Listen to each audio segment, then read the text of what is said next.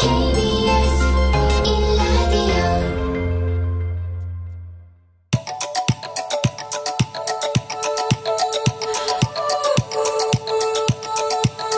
김성환의 시사야.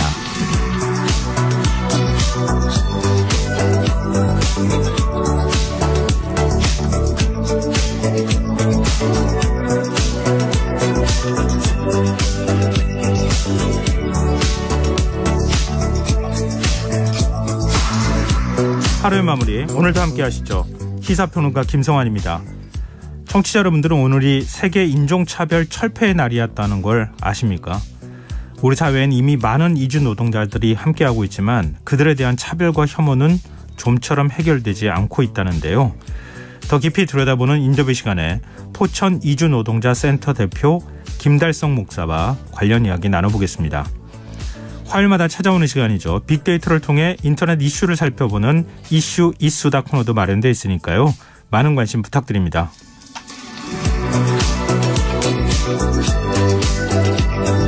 김성환의 시사에는 청취자 여러분들의 관심과 참여 기다립니다. 방송 내용과 관련해 의견 있으신 분들은 문자 보내주십시오. 당첨된 분들께는 모바일 쿠폰 보내드릴 텐데요. 참여하실 번호는 샵9730이고요. 짧은 문자는 50원, 긴 문자는 100원의 이용료가 부과됩니다. 콩 어플리케이션과 KBS 1라디오 유튜브 채널을 통해서도 저희 방송을 실시간으로 시청, 참여하실 수 있습니다. KBS 1라디오 김성환의 시사야. 그럼 지금 시작하겠습니다.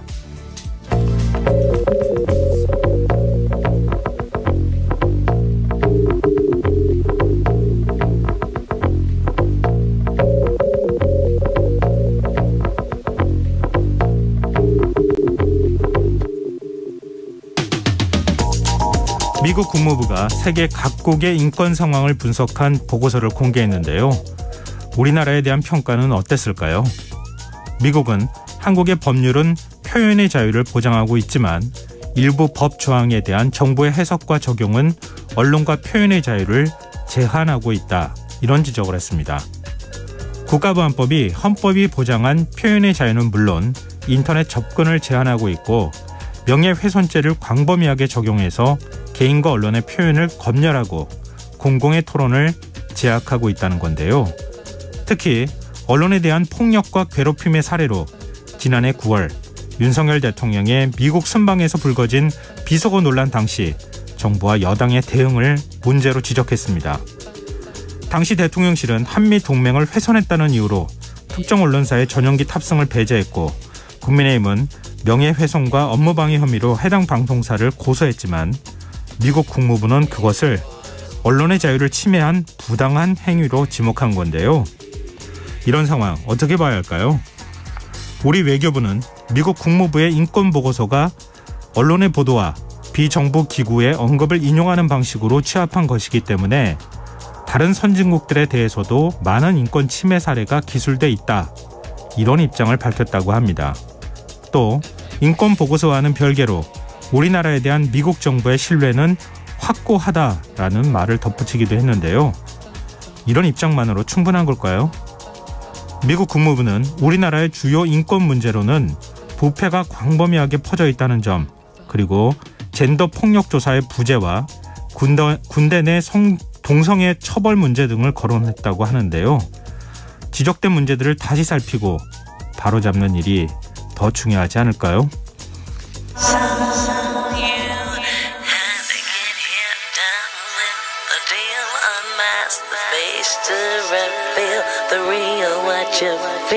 You and your everyday situations, all the unnecessary complications. 오늘 밤 당신 안에 꿈틀거리는 지식 충전 본능이 깨어납니다. 여러분의 자유탐구 영역 김성환의 시사야.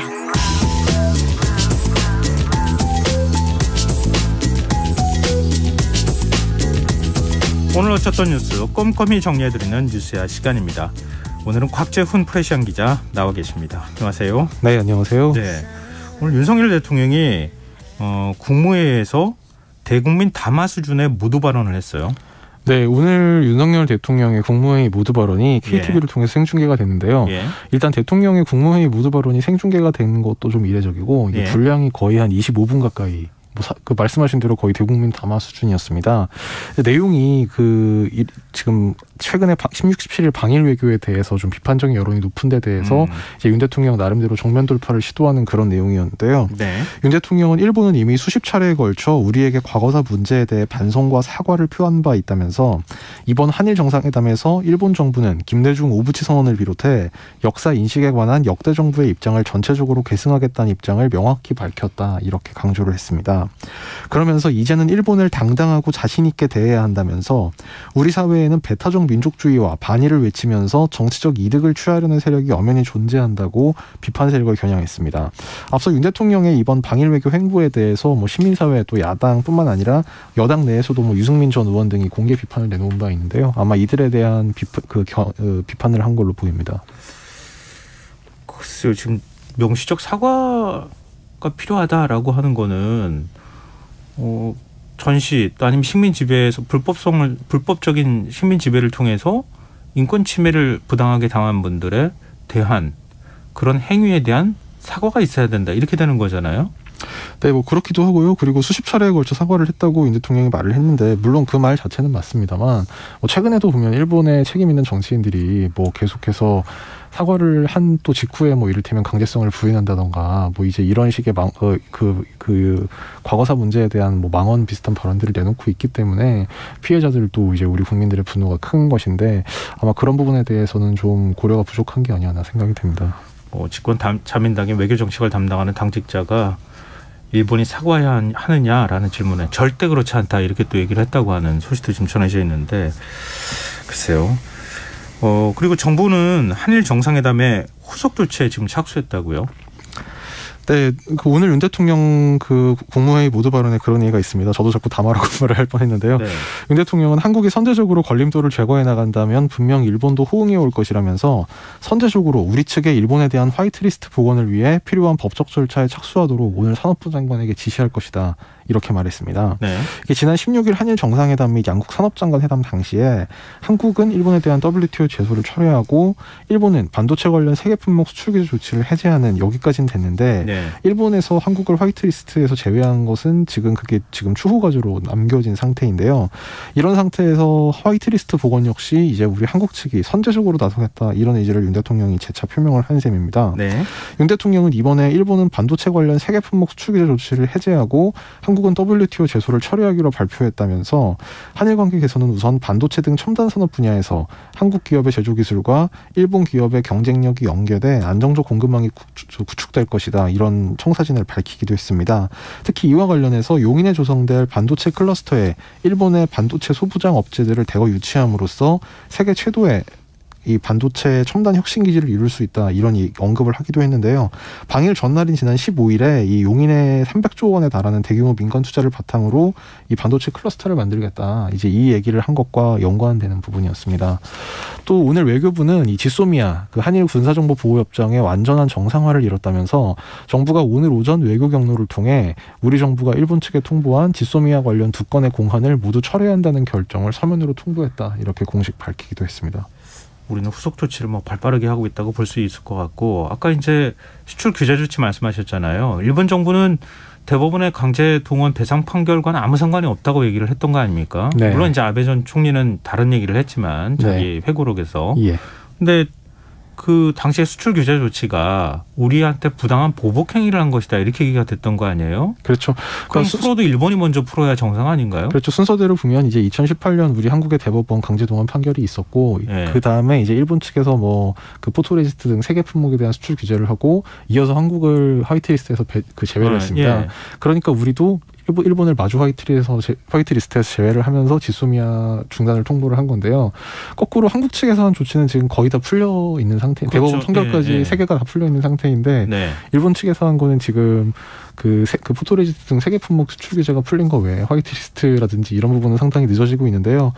윤 대통령이 분명 일본도 호응해 올 것이다. 이렇게 자신을 하니까 과연 그렇게 될지 좀 기대를 갖고 봐야 될 것 같습니다. 외교는 하나 주고 하나 받는 거라는 얘기도 하는데 우리는 다 주고 있는데 일본은 뭘 주고 있는 건가 하는 의문이 좀 들 수밖에 없는 상황인데요. 오늘 국회에서 그 외통위 전체회의가 열렸다고 하는데 여야가 충돌했어요. 네, 뭐 사실 뭐 오늘 여야 간의 충돌은 지금 오늘 이제 뭐 한일 정상회담이라든지 이런 내용적인 부분에 대한 거라기보다는 앞서 있었던, 그러니까 지난 13일에 그 야당 단독으로 이 외통위를 열어가지고 이 강제동원 관련 결의안을 야당이 단독으로 이제 처리를 한 바가 있었습니다. 네. 그런데 여기에 대해서 이제 이걸 4월 국회 야당은 이제 이 회의도 적법하게 성립했던 회의였기 때문에 이 회의가 임시국회 1차 회의다라고 주장한 반면에 이 여당, 그러니까 국민의힘에서는 야당만 단독으로 연 회의는 이제 공식 회의로 인정할 수 없다. 그래서 오늘이 1차 회의다라고 해서 뭐 회의에서 뭐 본격적인 논의가 이뤄지기도 전에 한 20분 정도 이제 여야 간의 말싸움을 주고받다가 네. 이제 뭐 파행되기도 했는데 뭐 결론은 그래서 이제 오늘이 몇 차 회의인지는 정하지 않고 일단 오늘 회의는 진행을 한 다음에 이제 추후 다시 협의를 하기로 이제 그렇게 하고 일단 회의를 진행을 시켰습니다. 오늘 외통위에는 이제 박진 외교부 장관이 출석을 했는데요. 예. 뭐 이 한일 그 정상회담 그리고 이제 윤 대통령의 방일 외교에 대해서 뭐 연내 기시다 총리의 답방 등 셔틀 외교 주속과 고위급 교류 소통을 활성화 나가겠다. 뭐 이런 등의 입장을 밝혔습니다. 근데 우리 정부의 강제징용 해법 발표 직후에 하야시 우시마사 일본 외무상이 강제동원은 없었다 이런 취지로 발언한 것과 관련해서 박진 장관이 언급을 했다고요.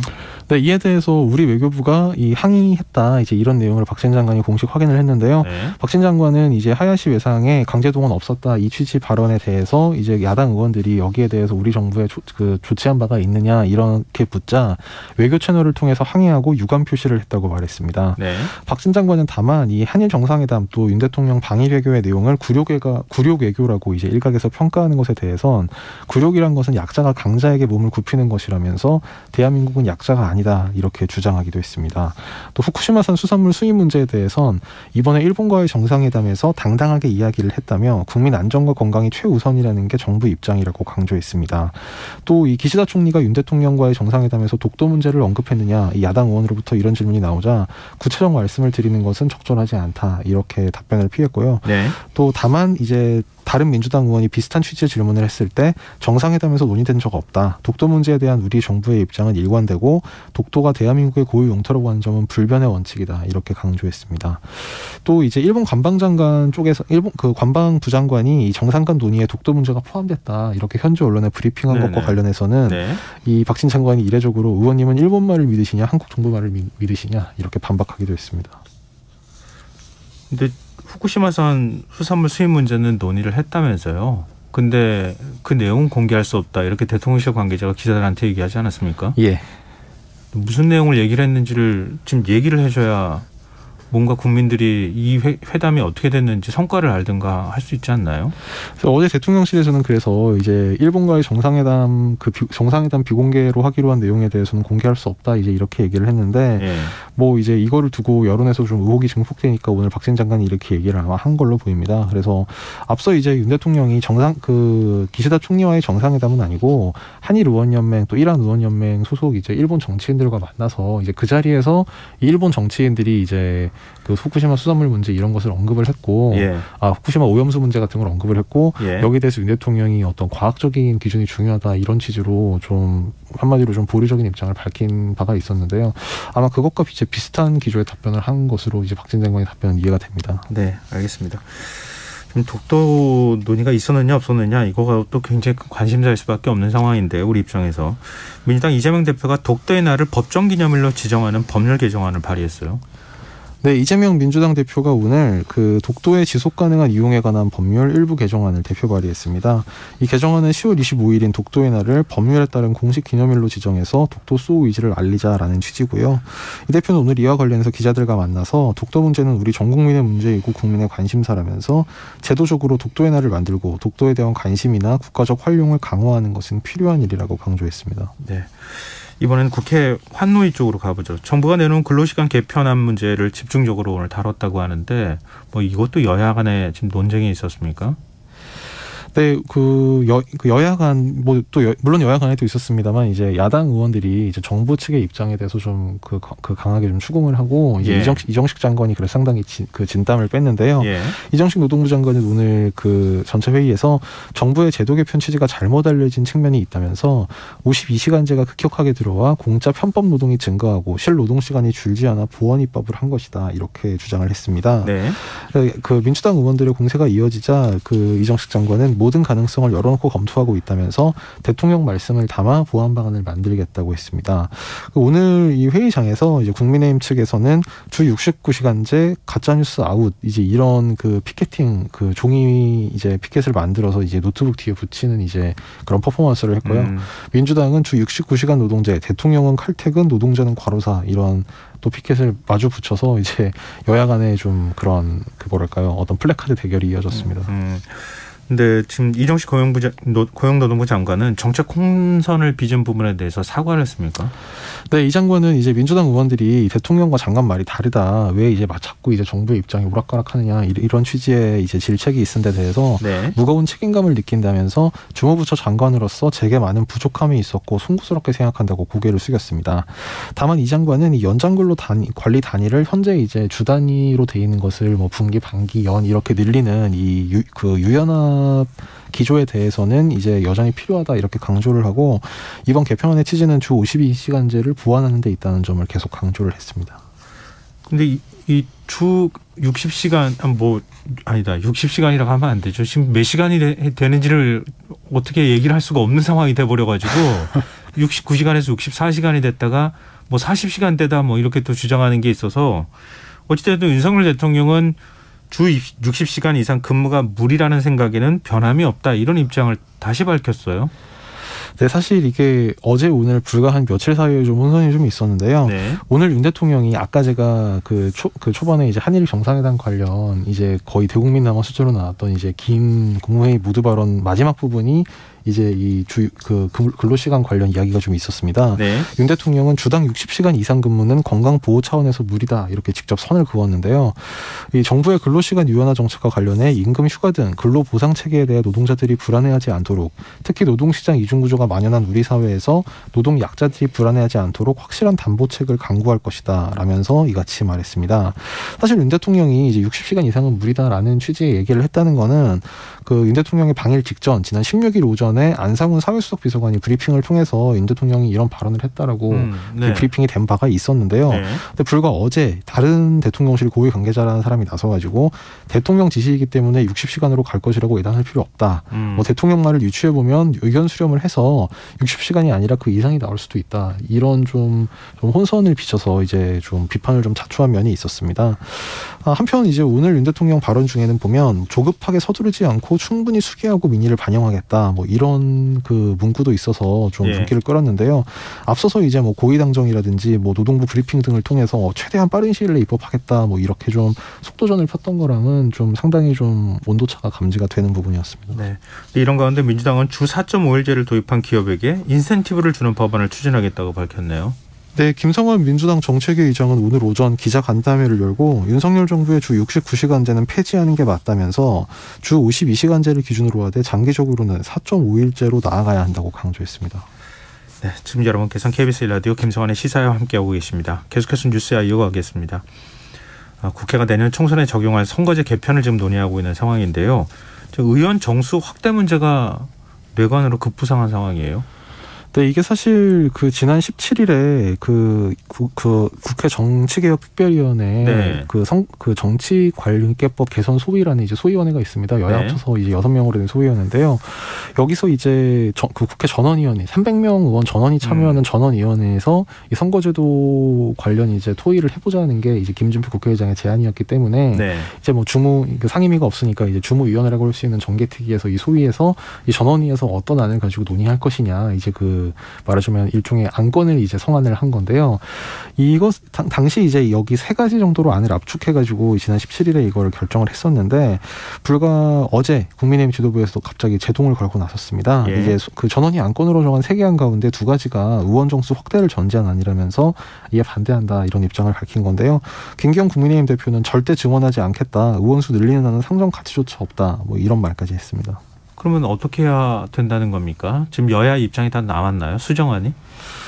예, 지금 여당 같은 경우에는 이제 비교적 공식적인 입장을 이제 그 정개특위 관사 차원에서 이제 오늘 발표를 한 게 있는데요. 네. 이제 그 내용은 이 인원 증원하는 제외하고 도농복합형 중대선거구 제안을 중심으로 전원위에서 논의해보자고 민주당에 제안했다. 이 이양수 정개특위 간사가 이렇게 밝혔습니다. 예.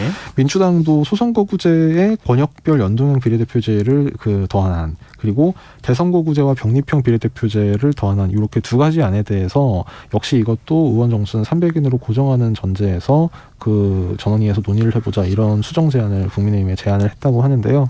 각자 수정안을 토대로 이제 내일 정개특위 전체 회의를 거쳐서 말하자면 이제 전원위원회에서 어떤 안을 가지고 논의할 것이냐 이제 그 베이스를 만드는 건데 제가 이제 계속 이제 전원위원회 얘기를 하는 이유는 뭐냐면 네. 정개특위에서 결정을 한 것이 지금 이게 당장 법안을 만드는 단계가 아니고 그래 정개특위 결정한 게 그대로 부대기에 올라가서 표결을 하는 게 아니라 말하자면 이 전원위원회 국회의원 300명이 모두 참여하는 전원위원회에서 어떤 안을 놓고 의원들이 토론을 한번 해볼 것이냐 그래서 이제 의원들의 총의를 모아갈 것이냐 어떤 그런 밑단계 작업이라고 할 수 있겠습니다. 네, 그럼 아직까지 합의안 만들거나 이런 과정들이 아주 길다고 봐야 되겠네요. 그러니까 수정안에 재수정안에 재재수정안 계속 나올 수밖에 없는 상황이 되겠네요. 네, 오늘 김진표 국회의장이 이제 기자들을 모아서 직접 좀 이례적으로 의장이 직접 이제 정책 설명 간담회를 하기도 했는데요. 그 자리에서도 전원위원회에 대한 이제 의지를 굉장히 강조를 하면서 전원위원회를 일단 하면 큰 방향이 잡힐 것이다. 이제 이런 표현을 했습니다. 네. 그러니까 결국 전원위원회가 27일부터 열흘 정도 열리게 되는데 그것이 끝나서 나오는 것이 말하자면 하나의 완성된 안이라기보다는 대체적인 방향이 나올 수 있다. 이제 이런 취지의 얘기였습니다. 알겠습니다. 아직 넘어야 할 사안이 많네요. 자, 다음 뉴스로 가보겠습니다. 국회가 국가수사본부장에 임명됐다가 낙마한 정순신 변호사 아들 학교폭력 문제와 관련해 청문회를 열기로 했어요. 네, 국회 교육위원회 야당 의원들이 오늘 전체 회의에서 국민의힘 의원들이 퇴장한 가운데 정순신 변호사 자녀 학교폭력 진상조사 및 학교폭력 대책 수립을 위한 청문회 실시 계획서를 의결을 했습니다. 네. 이 민주당의 계획서에 따르면 청문회는 오는 31일에 열리고요. 증인은 20명, 참고인은 2명인데 이 증인 명단에는 정순신 변호사와 이 정 변호사의 아들 아들을 변호한 송교동 변호사. 그러니까 아들은 지금 정확하게 정해지지 않았습니다. 네. 그리고 김성규 서울대 부총장과 한만희 민서교장, 고은정 반포구 교장 등이 포함됐습니다. 이주호 교육부 장관도 증인으로 채택되지 않았지만 이 출석 의사를 밝힌 상태고요. 네. 서울대 유홍림 총장은 자료의 충실한 제출을 전제로 증인 명단에서는 빠졌습니다. 피해 학생 가족은 증인 참고인 명단에 포함되지 않았는데 교육위 차원에서 혹시 자발적으로 출석할 의사가 있는지를 타진하기로 했습니다. 야당 단독으로 의결됐습니까? 네, 국민의힘에서는 이 절차상 문제를 지적을 하고 있는데요. 예. 교육위 국민의힘 간사인 이태규 의원은 우리 당이 요청한 증인은 없다면서 정순신 아들 학교폭력이 일어난 시점에서 종료 시점까지 행정 최고 책임자인 교육부 장관, 강원 서울시 교육감 그리고 민정수석을 불러서 상황을 어떻게 파악하고 어떤 조치를 취했는지 알아봐야 한다 이렇게 주장을 했습니다. 예. 그러니까 그 얘기는 당시 민정수석은 조국 전 수석이고 교육부 장관은 유은혜 전 부총리거든요. 한마디로 이제 문재인 정부 시기에 일어난 일이니까 문재인 정부 고위직들을 청문회에 세워야 한다 이런 취지의 주장이었고요. 또 청문회 의결 절차에 대해서도 어젯밤에 열린 이 교육위 안건조정위원회가 여당이 불참한 가운데 열렸고 또 8시에 회의를 시작한 걸로 들었는데 우리가 참석하려는 문자를 8시 2분에 받았다. 이런 절차상의 문제를 제기하기도 했습니다. 공영방송의 이사회 구성과 사장 선임 절차를 바꾸는 내용의 공영방송 지배구조 개선 법안도 야당 주도로 본회의에 직회부됐어요. 네, 오늘 국회 과학기술정보방송통신위원회에서 이제 민주당 주도로 공영방송 지배구조 개선법안 본회의 직회부 요구안이 통과가 됐는데요. 오늘 오후 전체 회의에서 이 방송법 그리고 방송문화진흥법, 한국교육방송공사법 개정안의 본회의 부의 요구안을 무개명 투표를 통해 의결했고 총 투표수 12표 가운데 찬성표 12표, 사실상 민주당 단독으로 의결이 됐습니다. 국민의힘은 이 요구안 처리에 반발해서 이 의결에 들어가기 전 집단 퇴장을 했습니다. 네. 여야간의 갈등은 계속되고 있군요. 앞으로 국회가 더 험악해지지 않을까 좀 걱정이 되는 대목인 것 같습니다. 오늘 뉴스야 여기까지 가겠습니다. 곽지연 프레시안 기자였습니다. 고맙습니다. 감사합니다.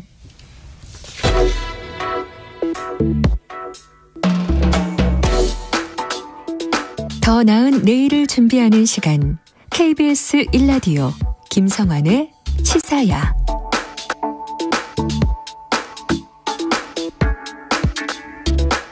오늘은 유엔이 정한 세계 인종차별 철폐의 날이지만 아직도 우리 사회에선 인종차별과 혐오가 적지 않은 상황입니다. 특히 코리안 드림을 쫓아 한국으로 온 이주 노동자들을 향한 차별적인 시선과 열악한 노동 환경은 여전하다는데요.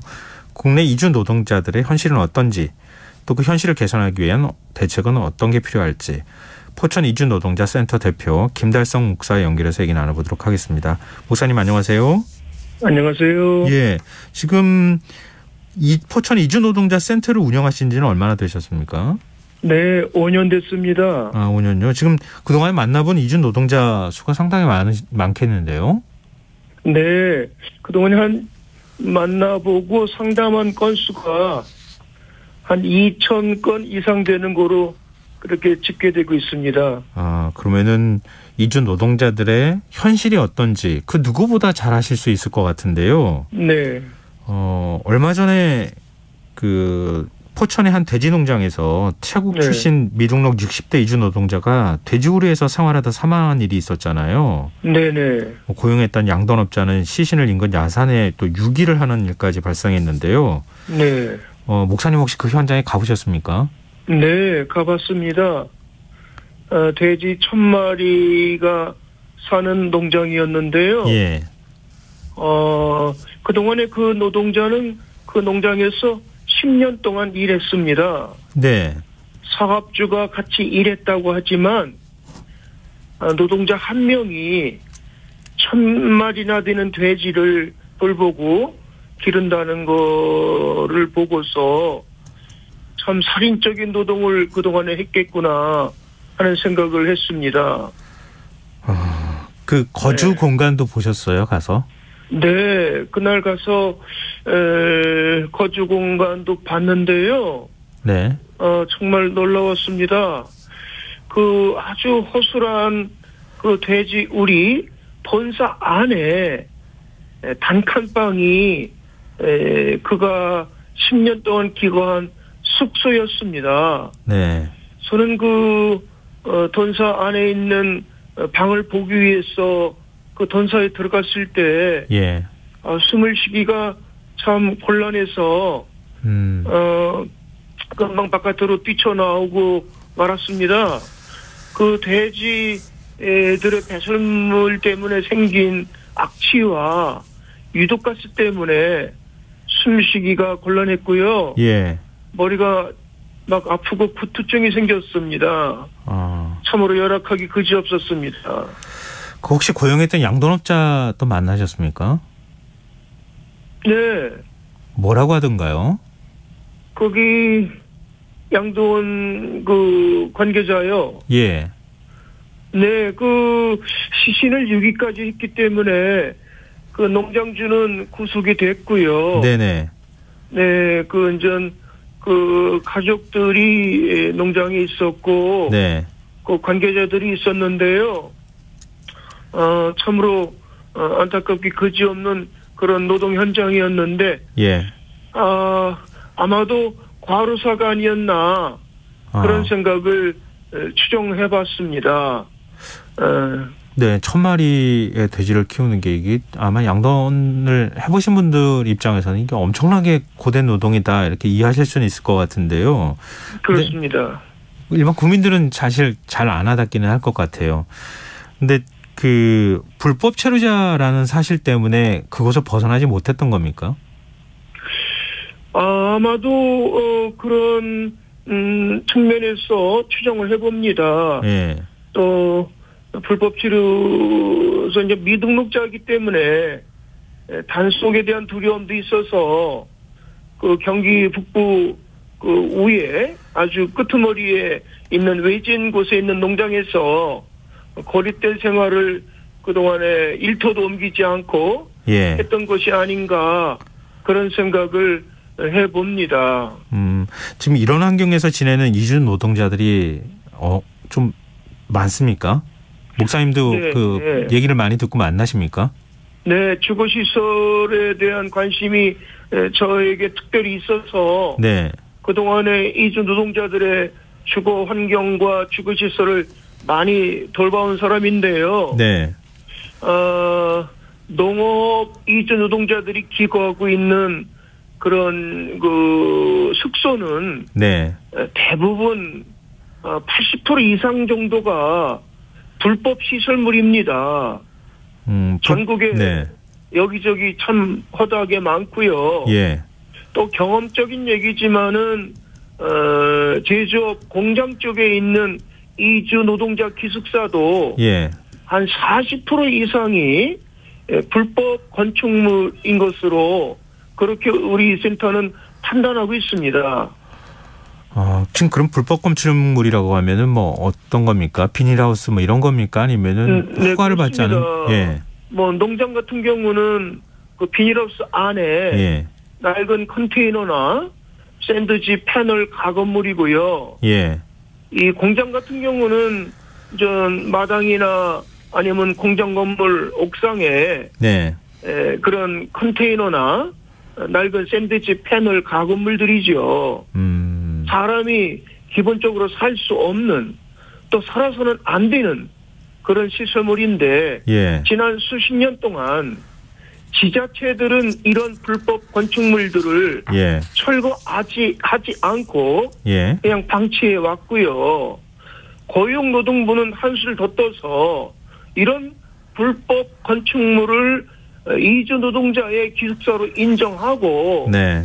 외국인 노동자들을 모집해서 마구 고용 알선해 온 것이 현실입니다. 좀 어떻게든 바꿔야 된다라고 하는 목소리가 있었는데 별로 변하지 않은 것 같다 이런 생각을 하게 되는데요. 네. 이주 노동자들이 목사님이 운영하고 있는 센터를 찾아서 뭐 여러 가지 어려움을 좀 토로하지 않겠습니까? 네. 구체적으로 어떤 게 있습니까? 구체적으로는 뭐 욕설 때문에 괴로워하는 노동자들도 많고요. 예.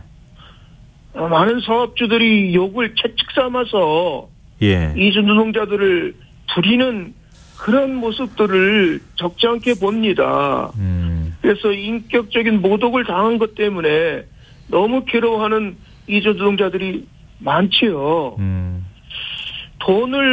임금을 주고 노동력을 산 게 아니라 예.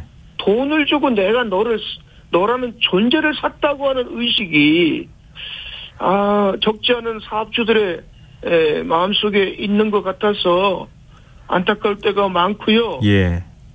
물론 제일 많은 것은 체불임금이죠. 우리나라에 1년에 네. 이주 노동자들에게 주지 않은 그런 임금이 1,000억이 넘습니다. 네. 이게 참으로 안타까운 일인데요.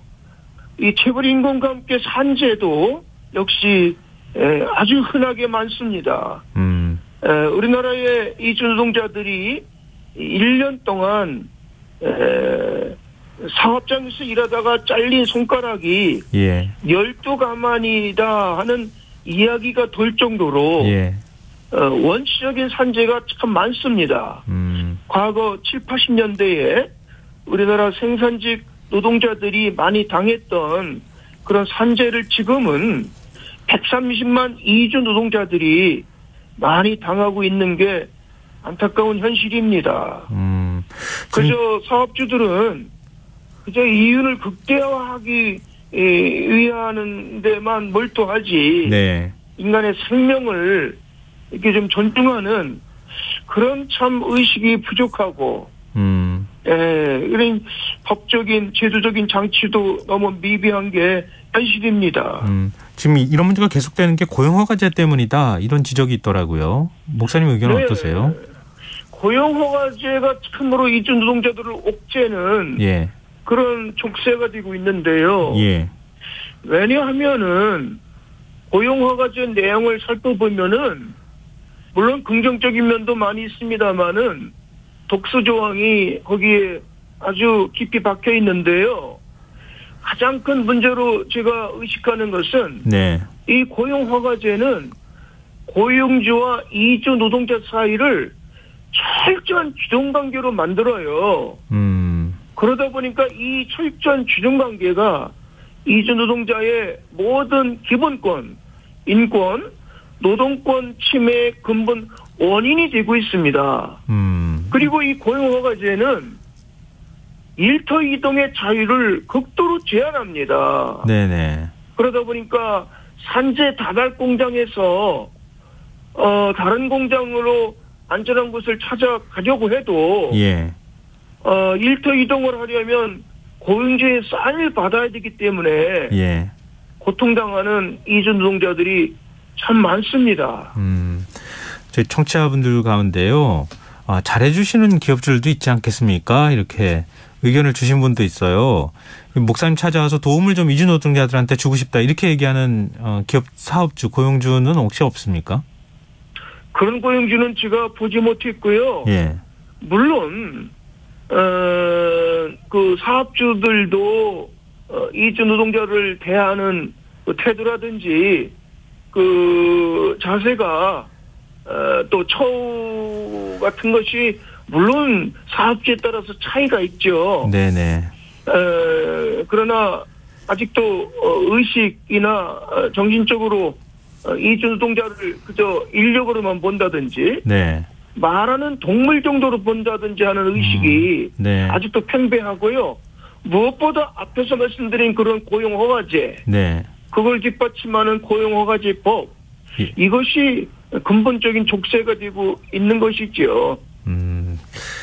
참 지금 그 이주 노동자의 차별과 관련한 사회적 인식 전환 이런 것들이 굉장히 네. 중요하지 않나. 목사님 말씀 들어보면서 그런 생각을 하게 되는 것 같습니다. 자, 앞으로도 계속 센터 운영하시는 거죠? 네, 그렇습니다. 네, 알겠습니다. 목사님 앞으로도 많은 노력 기울여 주셨으면 좋겠고요. 차별이 없는 쪽으로 많은 노동자들이 도움을 받는 그런 곳이 됐으면 좋겠습니다. 오늘 말씀 정말 고맙습니다.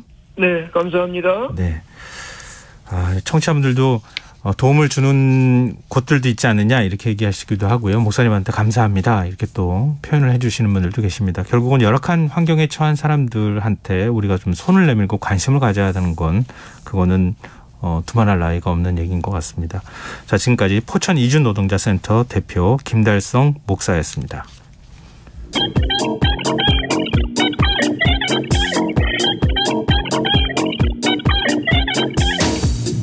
빅데이터로 인터넷에서 화제가 되고 있는 이슈 살펴보는 시간입니다. 이슈 이수다. 빅데이터를 읽어주는 남자 김덕진 미래사회 IT연구소 소장. 오늘은 전화로 만나보겠습니다. 안녕하세요. 네, 안녕하세요. 반갑습니다. 김덕진입니다. 네, 한 주간의 이슈 어떻게 뽑으셨습니까? 네, 일단은 1위가요.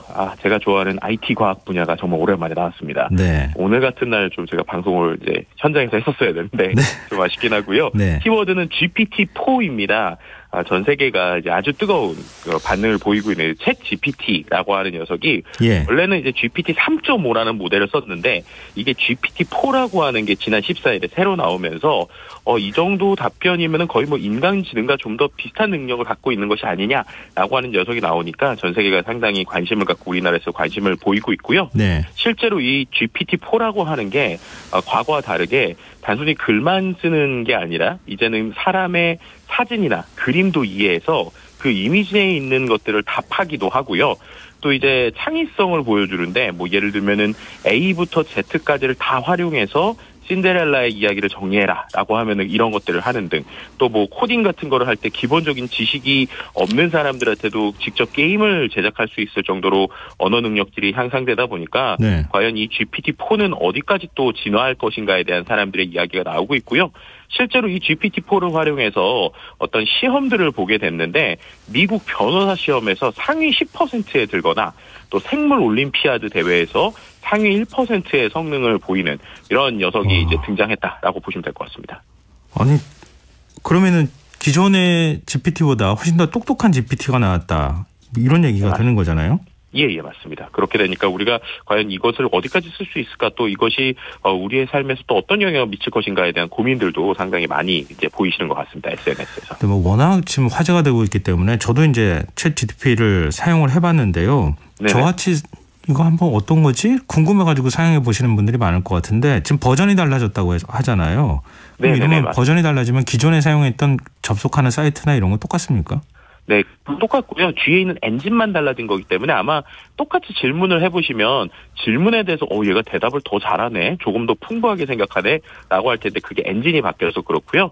접하는 사이트나 기본적으로 우리가 하는 방식은 똑같다라고 말씀드릴 수 있을 것 같습니다. 또 GPT-4가 아직까지는 베타 버전이다 보니까는 뭐 완벽하진 않은 상황이다라고 같이 말씀드릴 수 있는 것이죠. 지금 이 인공지능 사용해 본 사람들이 많죠. 예, 맞습니다. 실제로 우리나라에서도요, 국민 3명 중 1명이 이 인공지능을 사용해 본 것으로 나오고 있는데요. 전국 성인 1016명을 대상으로 대한상공회의소에서 설문조사를 했을 때 3명 중 1명이 써봤다라는 겁니다. 그래서 호기심에 한두 번 써봤다는 응답이 30.2%였고 또 실효성과 재미를 느껴서 자주 사용한다는 응답이 5.6%였는데 흥미로운 거는 가장 많이 사용한 세대가요. 이제 X세대라고 부를 수 있는 1975년대 전후생들이 가장 많이 사용했고 그다음에 이제 MZ세대라고 불리우는 뭐 1985년에서 2010년 그리고 베이비 부머 세대들이 이렇게 사용을 했습니다. 그리고 이제 챗 GPT 답변 신뢰하는지에 대해서 보통이라는 응답이 62%였고 네. 신뢰하지 않는다는 응답이 10.5%였거든요. 그러니까 그만큼 이제 그 응답들을 보고 얘가 꽤 괜찮네라고 좀 느끼시는 분들이 좀 많이 있다라고도 해석해 볼 수 있을 것 같습니다. IT 분야에서 또 눈여겨봐야 할 키워드가 있다고요? 네, 맞습니다. 코파일럿이라고 하는 키워드인데요. 이게 마이크로소프트에서 이번에 새로 나온 서비스의 하나라고 보시면 될 것 같고요. 네. 이 서비스가 아직 뭐 완벽하게 우리에게 온 건 아니고 이제 시연하는 영상이 나온 것인데 이 영상만으로도 전 세계 사람들을 충격에 빠뜨린 것이죠. 왜냐? 앞으로 이제 복잡한 엑셀 함수나 파워포인트 이런 거 작성법을 배울 필요가 없어진다라는 겁니다. 이 코파일럿이라고 하는 게 영어 자체가 부조종사잖아요. 그래서 우리가 쓰는 것들을 보조해 준다는 건데요. 예를 들면 이런 거예요. 제가 워드라는 프로그램에서 글을 쓰다가 갑자기 글이 막히면 챗GPT 화면이 떠서 그 글을 뒤에서 이어서 써줘라고 하면은 알아서 앞에 있는 글을 연속으로 써준다거나 아니면 엑셀에서 복잡한 함수 몰라도 이 엑셀 표에 있는 거 요약해서 보고서 만들어줘라고 하면은 자동으로 보고서를 만들어주고 또 표를 그려주고 뭐 그래프를 그려주는 이런 것도 보여줬고요. 심지어 파워포인트에서 우리 딸을 위한 축하해줄 수 있는 슬라이드를 만들어줘라고 했더니 얘가 알아서 컴퓨터에 있는 우리 딸의 사진이나 정보 그리고 이미지를 가져와서 자연스럽게 슬라이드를 아주 예쁘게 만들어주는 이런 것들을 마이크로소프트에서 시연으로 보여준 것인데요. 네. 이것을 본 SNS에서 사람들은 이렇게 되면 도대체 우리가 해야 될 건 무엇인가라는 생각 또 반대로 정말 우리에게 편한 어떠한 그 보조 도구로서 빨리 올 것 같다, 빨리 나왔으면 좋겠다라는 좀 갈린 의견들을 좀 SNS에서 작성해 주셨습니다. 최초의 상업용 컴퓨터가 나왔을 때 사무직 앞으로 다 없어질 거야 뭐 이렇게 걱정을 했다고 하거든요. 네. 이 챗 GPT 같은 인공지능이 활성화되면 이제 예를 들면 상무라고 하는 직책에서 딱 이렇게 앉은 분이 자 이거 보고서 만들어줘. 그럼 만들어줄 수 있으면 뭐하러 그 밑에 있는 직원들이 필요하겠어요. 그렇죠. 그런 시대가 올 것 같은데 느낌이. 네, 아무래도 또 그런데 질문도 이제 잘하는 사람이 중요하기 때문에 예를 들면 만들어줘 하면은 또 그 옆 밑에 계시는 분이 이 컴퓨터한테 명령하는 걸 또 한 번 더 시키지 않을까 상상도 좀 해볼 수 있을 것 같아요. 만들어 달라고 부하 직원한테 시킨다. 또 밑으로 내려가고 그것도 하나의 방법이 되겠는데요. 네네. 자, 이 주제는 어떤 분야에서 나왔습니까? 네, 이 주제는 산업 분야의 식품 주제이고요. 키워드는 일단 간편식이라고 하는 키워드가 나왔습니다. 이른바 최근에 안주 간편식의 판매가 급증하고 있다는 것인데요. 외식비가 급증하고 또 일부 주점에서 요즘에 술값 그러니까 콜키지 비용까지 인상을 하면서 주점보다 집에서 술을 마시는 사람들이 늘고 있기 때문으로 분석이 됩니다. 뭐 예를 들면은 뭐 먹태라든지 아니면은 뭐 스낵형 과자 이런 것들이 상당히 확장이 되고 있고요. 뭐 예를 들면 안주용 만두 이런 것들 역시도 1월 기준으로 전년보다 61% 정도 매출이 증가됐다고 합니다. 그러니까는 집에서 뭔가 간편하게 한두 개의 안주를 놓고 편의점에서 시켜서 집에서 먹는 이러한 카테고리들이 좀 늘어났다는 것이고요. 다양한 브랜드들이 나오다 보니까 뭐 예전에는 안주 간편식이라고 하는 게 특정 음식군이 있었지만 요즘에는 뭐 이른바 장르 구분이 명확하지 않을 정도로 다양한 것들이 이제 편의점에서 나오고 있다라고 볼 수 있을 것 같습니다.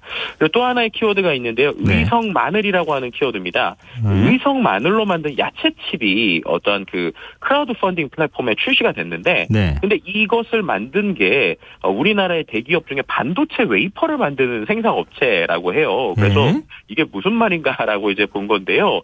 실제 아까 말씀드렸던 이 의성 마늘을 기반으로 한 야채칩 같은 경우에는요.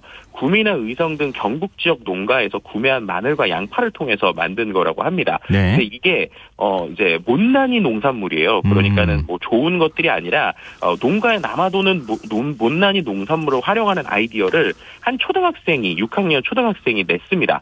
그래서 이거를 갖고 건강식을 만들면 좋을 것 같다라는 생각을 했고요. 예. 근데 이것을 이제 어떻게 사업화를 할까 고민을 하다가 앞서 말씀드렸던 반도체 이제 대기업 회사에서 이른바 ESG죠. 그러니까 환경사회 지배 구조 경영 차원에서의 프로그램으로 약 3천만 원 상당의 자금 그리고 컨설팅 멘토링 등을 제공을 했고요.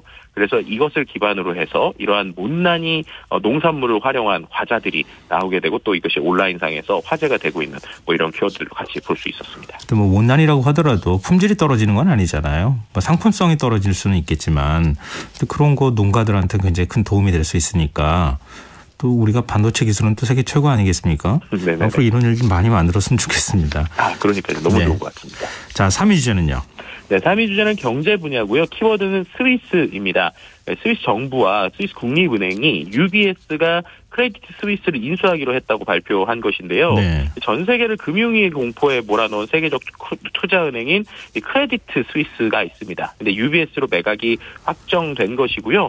스위스 1위 은행이죠. UBS가 크레디트 스위스를 30억 스위스 프랑, 그러니까 우리나라 돈 4조 2천억에 인수하기로 한 것입니다. 네. 근데 이게 원래 이제 그 크레디트 스위스 종가 이제 기준 시가가 74억 3천억 스위스 프랑이었는데 예. 절반 이하 수준으로 일단 인수를 한 거예요. 근데 이렇게 인수한 것 자체가 이른바 이제 위기설을 진화하기 위한 스위스의 금융당국의 적극적인 중재로 이루어졌다고 보실 수 있을 것 같고요. 월요일 글로벌 증시가 열리기 전에 위기설을 잠재우기 위해서 주말에 일어났던 인수 합병이라고 보시면 될 것 같고요. 특히나 이제 아시아 시장이 열리기 전에 해결책을 마련하기 위해서 주말 동안 광적인 협의 끝에 인수가 결정됐다라고 블룸버그에서 이야기하기도 했습니다. 167년의 전통을 지니고 있는 크레디트 스위스가 이제 역사 속으로 사라지게 된 것이고요. 이게 왜 이렇게 됐을까라고 했을 때 2008년 글로벌 금융위기 이후에 몰락하기 시작했고 2021년 영국의 그린스 캐피털 또 한국계 미국인 투자자인 비랑의 아케고스 캐피털에 대한 투자 실패가 결정차로 꼽혔다라고 이야기하고 있습니다. 네. 이렇게 이제 인수가 됐음에도 불구하고요. 여전히 좀 시장에서는 불안 심리가 있는 상황인데요. UBS가 이제 인수한 것이 근본적인 해결책이 될 수 없다라는 우려가 나오고 있는 것이고요.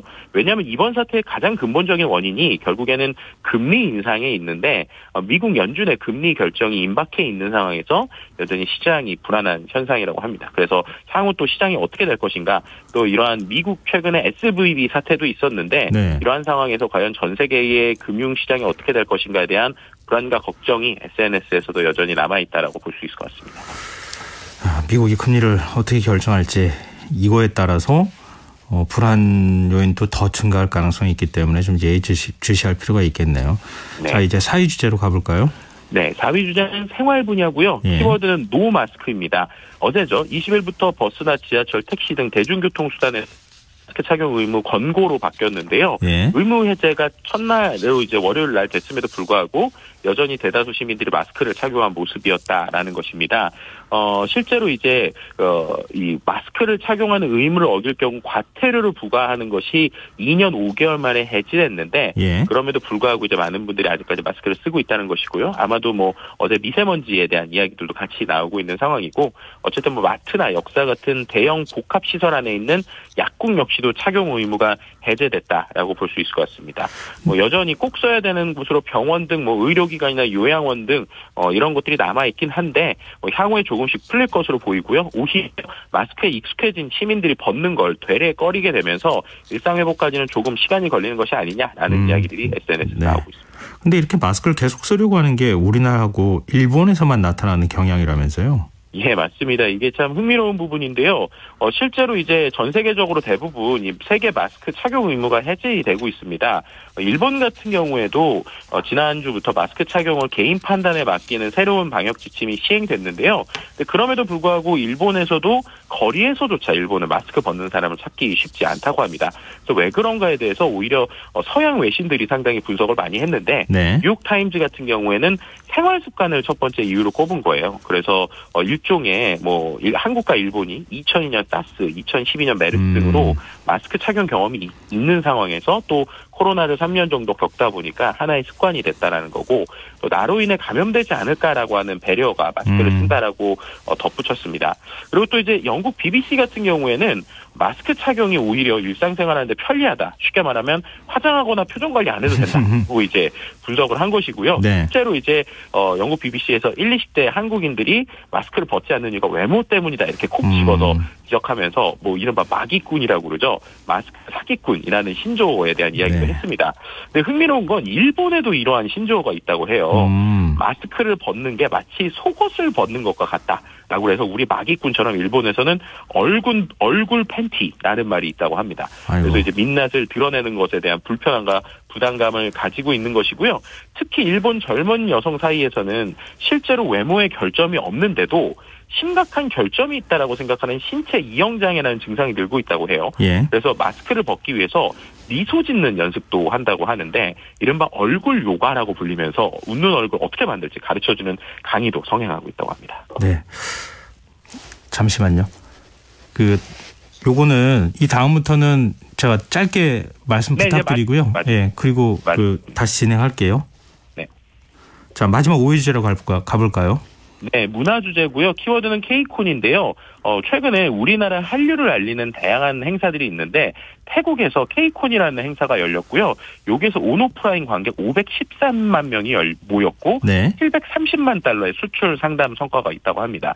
이 K콘은 태국에서뿐만 아니라 향후에 다른 나라들에서 미국 로스앤젤레스나 도쿄에서도 열릴 것으로 보이는데요. 전 세계 우리나라의 이 K 열풍 계속적으로 이어질 것으로 기대하고 있습니다. 네, 알겠습니다. 오늘 이슈 수다 여기까지 하겠습니다. 지금까지 김덕진 미래사회 IT연구소 소장과 함께했습니다. 고맙습니다. 네, 감사합니다. KBS 1라디오 김성환의 시사야 1부 순서 여기서 마무리하겠습니다. 이어지는 2부에서는 밤참 뉴스와 흔적 역사 순서가 준비되어 있습니다. 전 11시 정각 2부에 다시 찾아오겠습니다.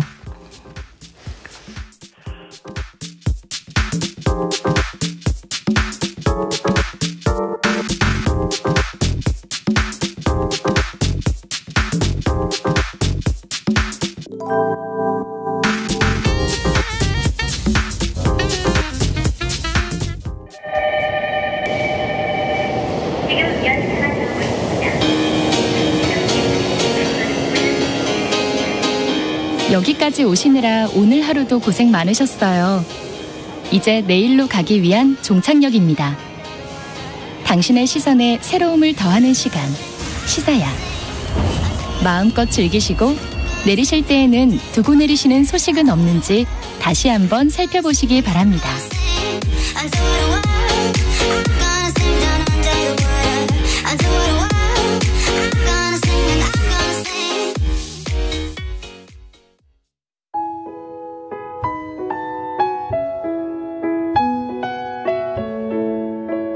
경제적인 어려움에 처한 위기 가정들이 늘고 있습니다.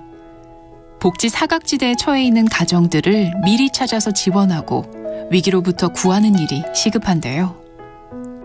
KBS 강태원 복지재단은 전국의 복지관과 연대해 복지 사각지대에 있는 위기 가정들을 찾아서 지원하는 운동을 시작합니다. 생활고로 인해 소중한 생명과 가정이 파탄나는 비극이 다시는 일어나지 않도록 이 일에 함께해 주십시오. 지역 복지 전문가로서 누구보다 위기 가정을 잘 찾아낼 수 있는 복지관과 관계자 여러분들의 많은 참여를 기다리고 있습니다. 지금 바로 KBS 강태원 복지재단 홈페이지에서 신청해 주세요. KBS 강태원 복지재단.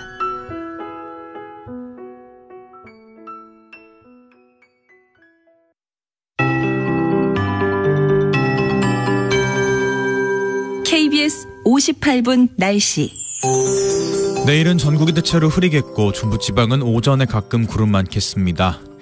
남해안과 서해안, 제주도를 제외한 전국에 건조주의보 발효 중입니다. 최근 산불이 자주 발생하고 있는 만큼 화재 예방에 각별히 유의하시기 바랍니다.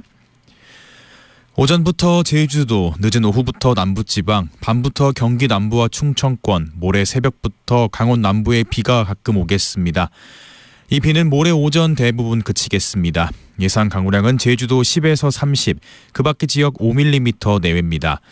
또한 내일 밤부터 모레 오전 사이 그 밖의 수도권엔 빗방울 떨어지는 곳 있겠습니다. 내일 아침 최저기온 서울 9도, 광주 13도 등 전국이 2에서 14도의 분포를 보이겠습니다. 낮 최고 기온은 서울 24도, 대구가 22도까지 오르는 등 전국이 16에서 24도로 고온 현상이 계속되겠습니다.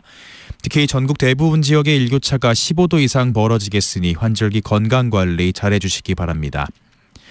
내일 전국의 미세먼지 농도 인천과 경기 남부, 충남과 전북은 나쁨, 그 밖의 곤역은 좋음에서 보통으로 예상되고 서울은 오전에 나쁨 수준 보이겠습니다.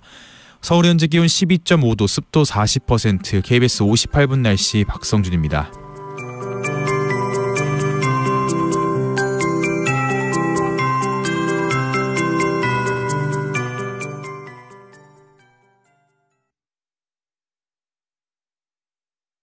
정성을 다하는 국민의 방송 KBS가 11시를 알려드립니다. AM 711kHz, FM 97.3MHz, KBS 1라디오입니다. HLKA.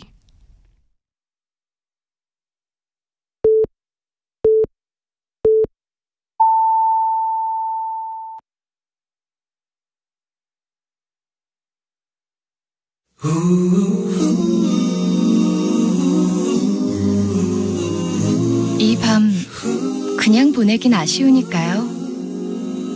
당신의 하루의 끝까지 야무지게 채워드립니다. 당신의 지식 충전소 김성환의 시사야.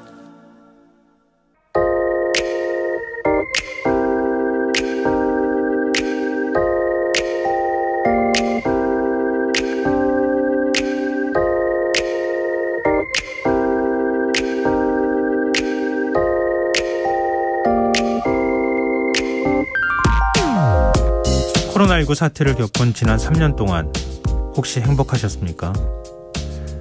그 힘들고 고통스러운 시절 함께 겪어보지 않았느냐 반문하는 분들이 꽤 있을 것 같은데요.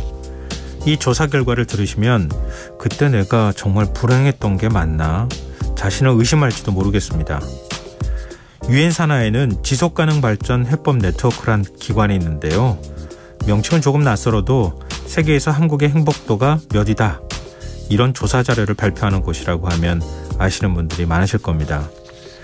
이 기관이 세계 137개 나라 약 10만 명을 대상으로 코로나가 창궐했던 지난 3년 동안 삶의 만족도를 평가한 결과를 보고서로 펴냈는데요. 결과가 어땠을까요?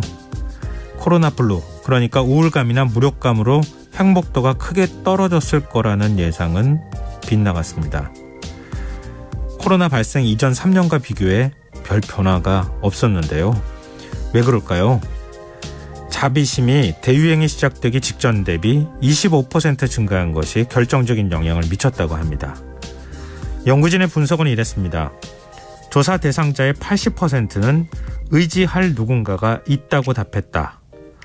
어려운 시기에 의지할 수 있는 타인의 존재만으로 행복 효과가 증가한 것이다. 보고서에는 더 놀라운 결과도 담겨 있는데요. 러시아와 전쟁 중인 우크라이나 국민들의 행복도도 전쟁 이전에 비해 소폭 하락하는 데 그쳤습니다. 특히 전쟁이 터진 지난해 자비심 항목이 역대 최고 수준을 기록할 정도로 주변 사람들에 대한 관심, 도움, 정부에 대한 신뢰가 강하게 나타났다고 합니다. 물론 노숙자와 감호시설 수용자 등 코로나19 영향에 취약한 사람들이 조사 대상에 포함되지 않은 조사의 한계가 있긴 합니다만 사회적 재난이 오히려 이타심, 공동체 의식을 재확인하는 계기가 된다. 이게 바로 재난의 역설이 아닐지요. 참 우리나라 행복도는 어땠냐고요? 팬데믹 이전 61위에서 이후 57위로 4단계가 올라갔다고 합니다. 자, 이제 행복할 수 있는 방법을 아니까 실천만 하면 되는 걸까요? 지금까지 오늘의 발견이었습니다.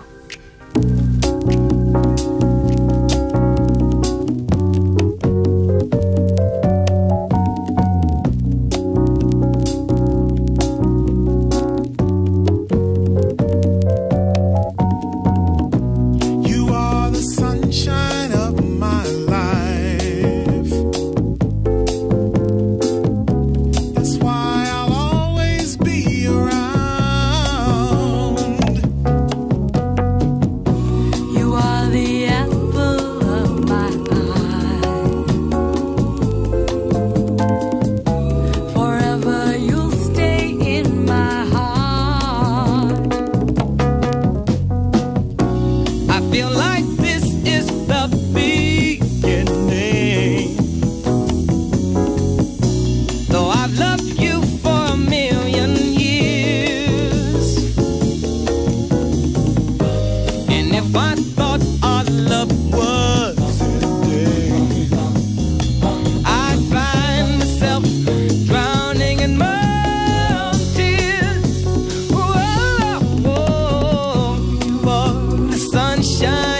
my life. Yeah, that's why I'll always stay around. Yeah, yeah. You are the apple of my eye. Forever you stay in my heart. You must have known that I was lonely, because you came to my rescue. And I know that this must be heaven. How could so much love be inside of you? Oh, you are the sunshine of my life, yeah. That's why I'll always stay around. You are the apple of my eye. Forever you stay in the heart. Yeah, you are the sunshine of my life, baby. That's why I always stay around. Can't stop living. 오늘의 발견에 이어서 스티비 원더의 You are the sunshine of my life 들으셨습니다. 김성환의 시사는 언제나 청취자 여러분의 관심과 참여 기다립니다. 오늘도 방송 내용과 관련한 다양한 의견 들어오고 있는데요. 4222님, 요즘은 작은 일에도 행복하고 감사합니다. 그리고 오늘도 행복합니다. 이렇게 문자 주셨고요. 이지원님께서는요, 답은 다 아는데 실천이 안 된다는 게 문제이지만 이렇게 하루를 잘 마무리하고 시사에 듣는 시간이 소소한 행복입니다. 이렇게 문자 주시기도 하셨어요. 감사합니다. 우리가 너무 불행하다고 생각했던 건 아닐까? 너무 지나치게 우리 스스로를 불행한 사람으로 만들지 않았을까 하는 생각을 저도 문득 했어요. 근데 그렇게 조금 어려운 시기에도 그런 남의 도움이나 내 옆에 누군가가 있다는 그 든든함이 오히려 행복도를 확 끌어올리는 그런 역할을 한다는 거, 이 감수성이라고 해야 할까요? 이거는 좀 오랫동안 가지고 갔으면 참 좋겠습니다. 네, 오늘 청취자분들 의견 계속 기다리고 있을 테니까요. 많은 의견 보내주십시오. 추첨해서 당첨된 분들께는 모바일 쿠폰 선물로 드리겠습니다. 참여하실 문자 번호는 샵 9730이고요. 짧은 문자는 50원, 긴 문자는 100원의 정보 이용료가 부과됩니다. 콩 게시판 KBS 1라디오 유튜브 채널을 통해서도 무료로 참여하실 수 있습니다. KBS 1라디오 김성환의 시사회와 함께하고 계신 지금 시각은 11시 7분입니다.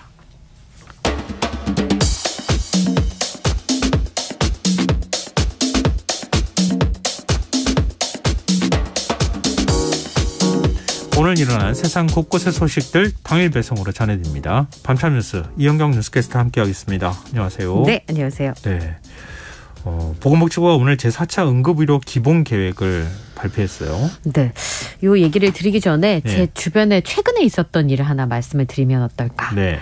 70대 부부셨는데요. 네. 남편분이 주무시다가 네. 이제 뇌에 문제가 생기신 거예요. 뇌를 네.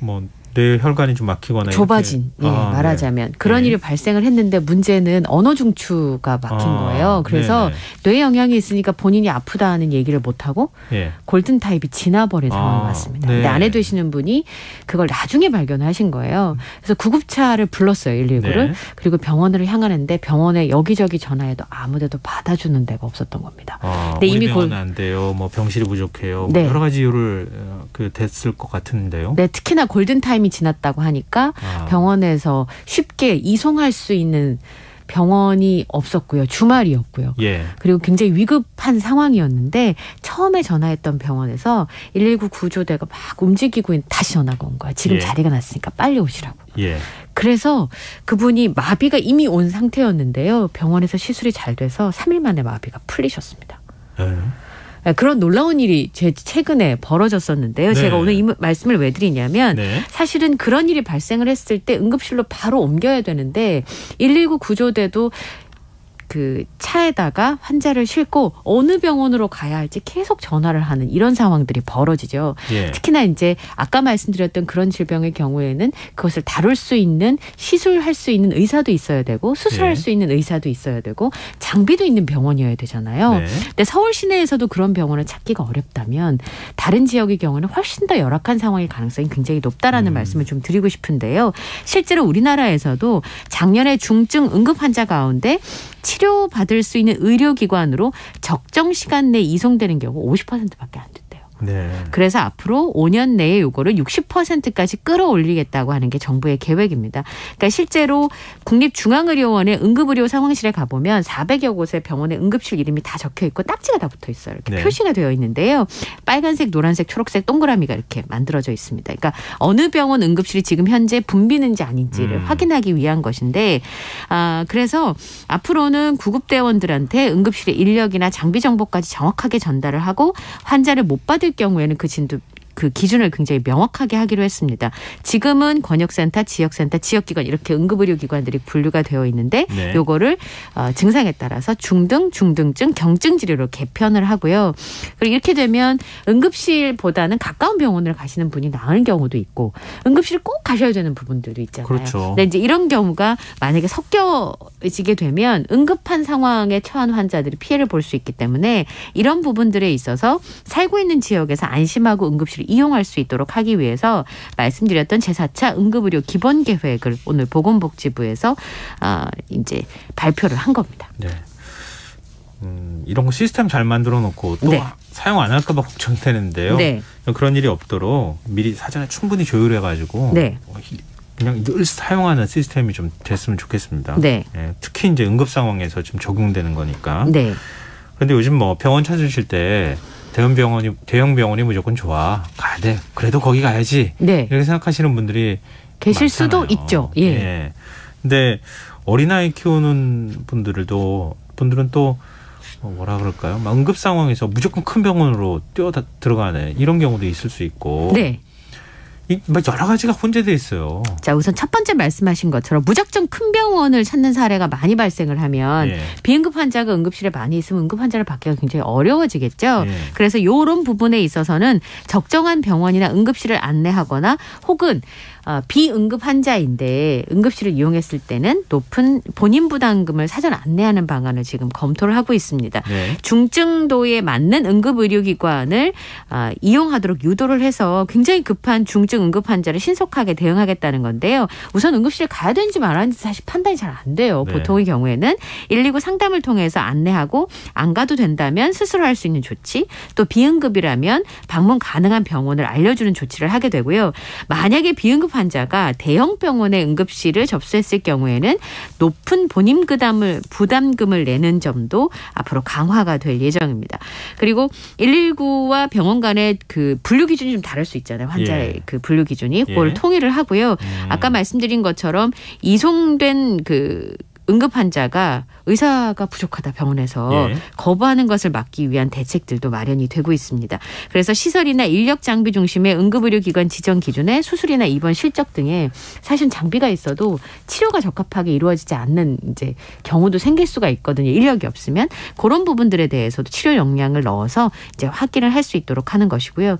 또 하나는 소아응급실이 있어요. 네. 근데 아이 키우는 엄마들은 소아응급실에 가면 안심을 하게 되거든요. 아이들은 그냥 응급실에 데려다 놓으면 우선 순서도 순서이긴 하지만 대응하는 방법들이 좀 다르기 때문에 그래서 소아응급 환자는 경증이라면은 야간에 지난번에 제가 잠깐 한번 소개해드렸던 달빛 어린이병원이 있어요. 네네. 이제 그렇게 밤중에 갑자기 아프면 엄마들은 들쳐갖고 뛰는 것밖에 할 수 있는 게 없거든요. 네. 이제 그런 경우에는 달빛 어린이병원에 가도록 유도를 할 거고요. 소아 전문 응급의료센터가 지금 8곳인데요. 예. 12곳으로 그리고 달빛 어린이병원은 지금 35곳밖에 안 돼요. 네. 이런 경우는 100곳으로 확대할 예정입니다. 그리고 소아 응급 환자 진료 실적을 응급의료기관 평가할 때 반영하는 관리 감독도 강화할 예정인데요.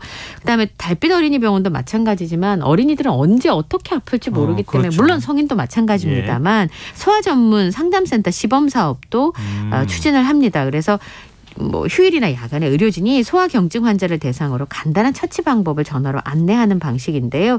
그런데 이제 상담을 소아 전문병원에서 할지 아니면 달빛 어린이병원에서 할지 그 주체는 정해지지 않았습니다만 이 달빛 어린이병원은 18세 이하의 경증 소아 환자를 받는 곳이거든요.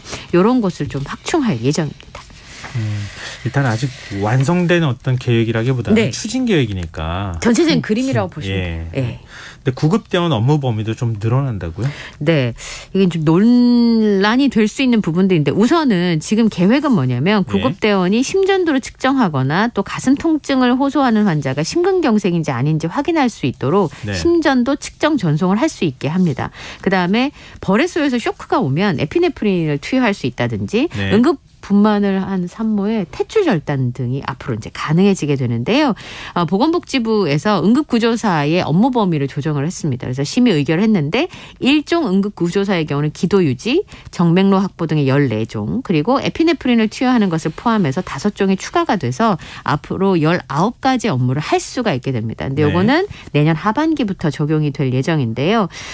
그러면 이렇게 신속하게 조치를 취하면서 응급의료기관으로 이송을 하게 되면 환자의 생명을 살릴 수 있는 가능성이 높지 않냐 이런 취지를 읽히는데요. 네. 문제는 이 심전도 측정이 지금은 의사 외에는 임상병리사만 가능한 상황이에요. 근데 응급구조사는 면허가 없는 자격증 소지자라는 것이 임상병리사 협회의 주장이고요.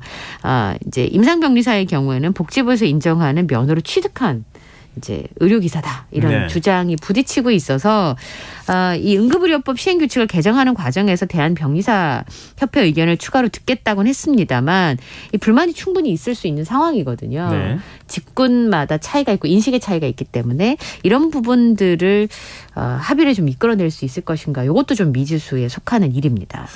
업무 조정을 해야 하는 상황이다. 네. 이해관계인들과의 어떤 그 충분히 조정이 필요하다 이런 건데 그래도 무엇보다도 항상 나오는 얘기지만 인력 확보가 그렇습니다. 선무다 이런 지적이 나와요. 네. 지금 문제가 뭐냐면 응급의료 체계 강화 정책을 발표를 했는데요. 지금 응급의료 전공의가 굉장히 많이 줄었습니다.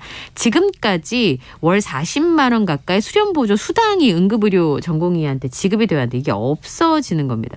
최근에 2003년부터 응급의료 전공의는 개원이 어렵잖아요. 네. 그렇기 때문에 또 수련도 힘들고요. 그래서 전공의 지원이 줄어들 수 있는 가능성이 있기 때문에 그런 기피를 해소하기 위해서 응급의료기금을 만들어서 응급의료 전공의들한테 수당처럼 지급했던 제도가 있었는데 네.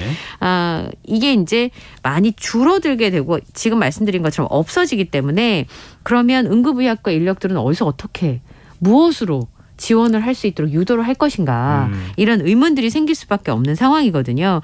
정부가 응급의료센터 확충을 하긴 하지만 인력이 확충되지 않으면 네. 이게 순번제 돌아가면서 응급센터가 문을 연다고 해서 해결될 문제가 아니잖아요. 그러니까 이런 부분에 있어서는 대책이 좀 필요한데요. 복지부에서는 응급실 당직비 보상을 강화하겠다. 네. 그리고 응급의료 수가가 올라가면 수익이 생기잖아요. 그거를 담당 의료진한테 배분할 수 있도록 지침을 마련하겠다라는 계획을 세우고 있습니다만 아직 예산도 없고 전공의 수련 지원 계획도 현재는 없는 상황입니다. 그다음에 대형 병원의 응급실하고 필수 의료 인력을 충분히 확충하는 노력이 필요한 게 뭐냐면 예를 들어 광주 전남 지역에요. 소아 응급 전문의가 1명밖에 없어요. 한 명요? 예. 그러면 순환당직제 하더라도 한 분밖에 없는데 순환당직제를 할 수가 없잖아요. 그거 어떻게 순환합니까? 그냥 24시간 당직인 거지. 네. 그러니까 인력 확충을 위한 예산 확보 이게 가장 큰 핵심이라고 볼 수 있겠습니다. 글쎄요. 굳이 따지자면은 네. 진짜 막 성형외과 이런 데 빼고 그것도 뭐 사실은 필요하지 않다는 의미는 아니지만 이렇게 긴급을 요하는 네. 이런 경우에 뭐 얘기만 들어도 지금 인력이 다 부족하다고 얘기하면 네. 전체적으로 의사 숫자를 늘려야 되는 상황이 아닐까? 네. 근데 지금 따로따로 대책이 나오는 거 아닌가? 그런 생각이 좀 드네요. 네. 자, 다음 뉴스로 넘어가 보겠습니다. 최근 대한항공 기내에서 실탄이 발견돼 소동이 빚어지고 있었잖아요. 있다. 이렇게 저희가 2차례 걸쳐서 또 얘기를 했었잖아요. 2차례 네. 걸쳐서 실탄이 또 발견이 됐었는데 사건 용의자가 확인됐어요. 네. 이 실탄에 손으로 쥐었으면 지문이 있었을 것 같은데요. DNA가 검출이 되지 않았습니다. 그래서 지난 10일에 대한항공 여객기 안에서 9mm 크기의 권총용 탄환이 2발 발견이 됐었는데 네. 그래서 막 승객들이 200명 넘게 대피하고 기다렸다가 다시 마닐라로 출발을 했었잖아요. 네.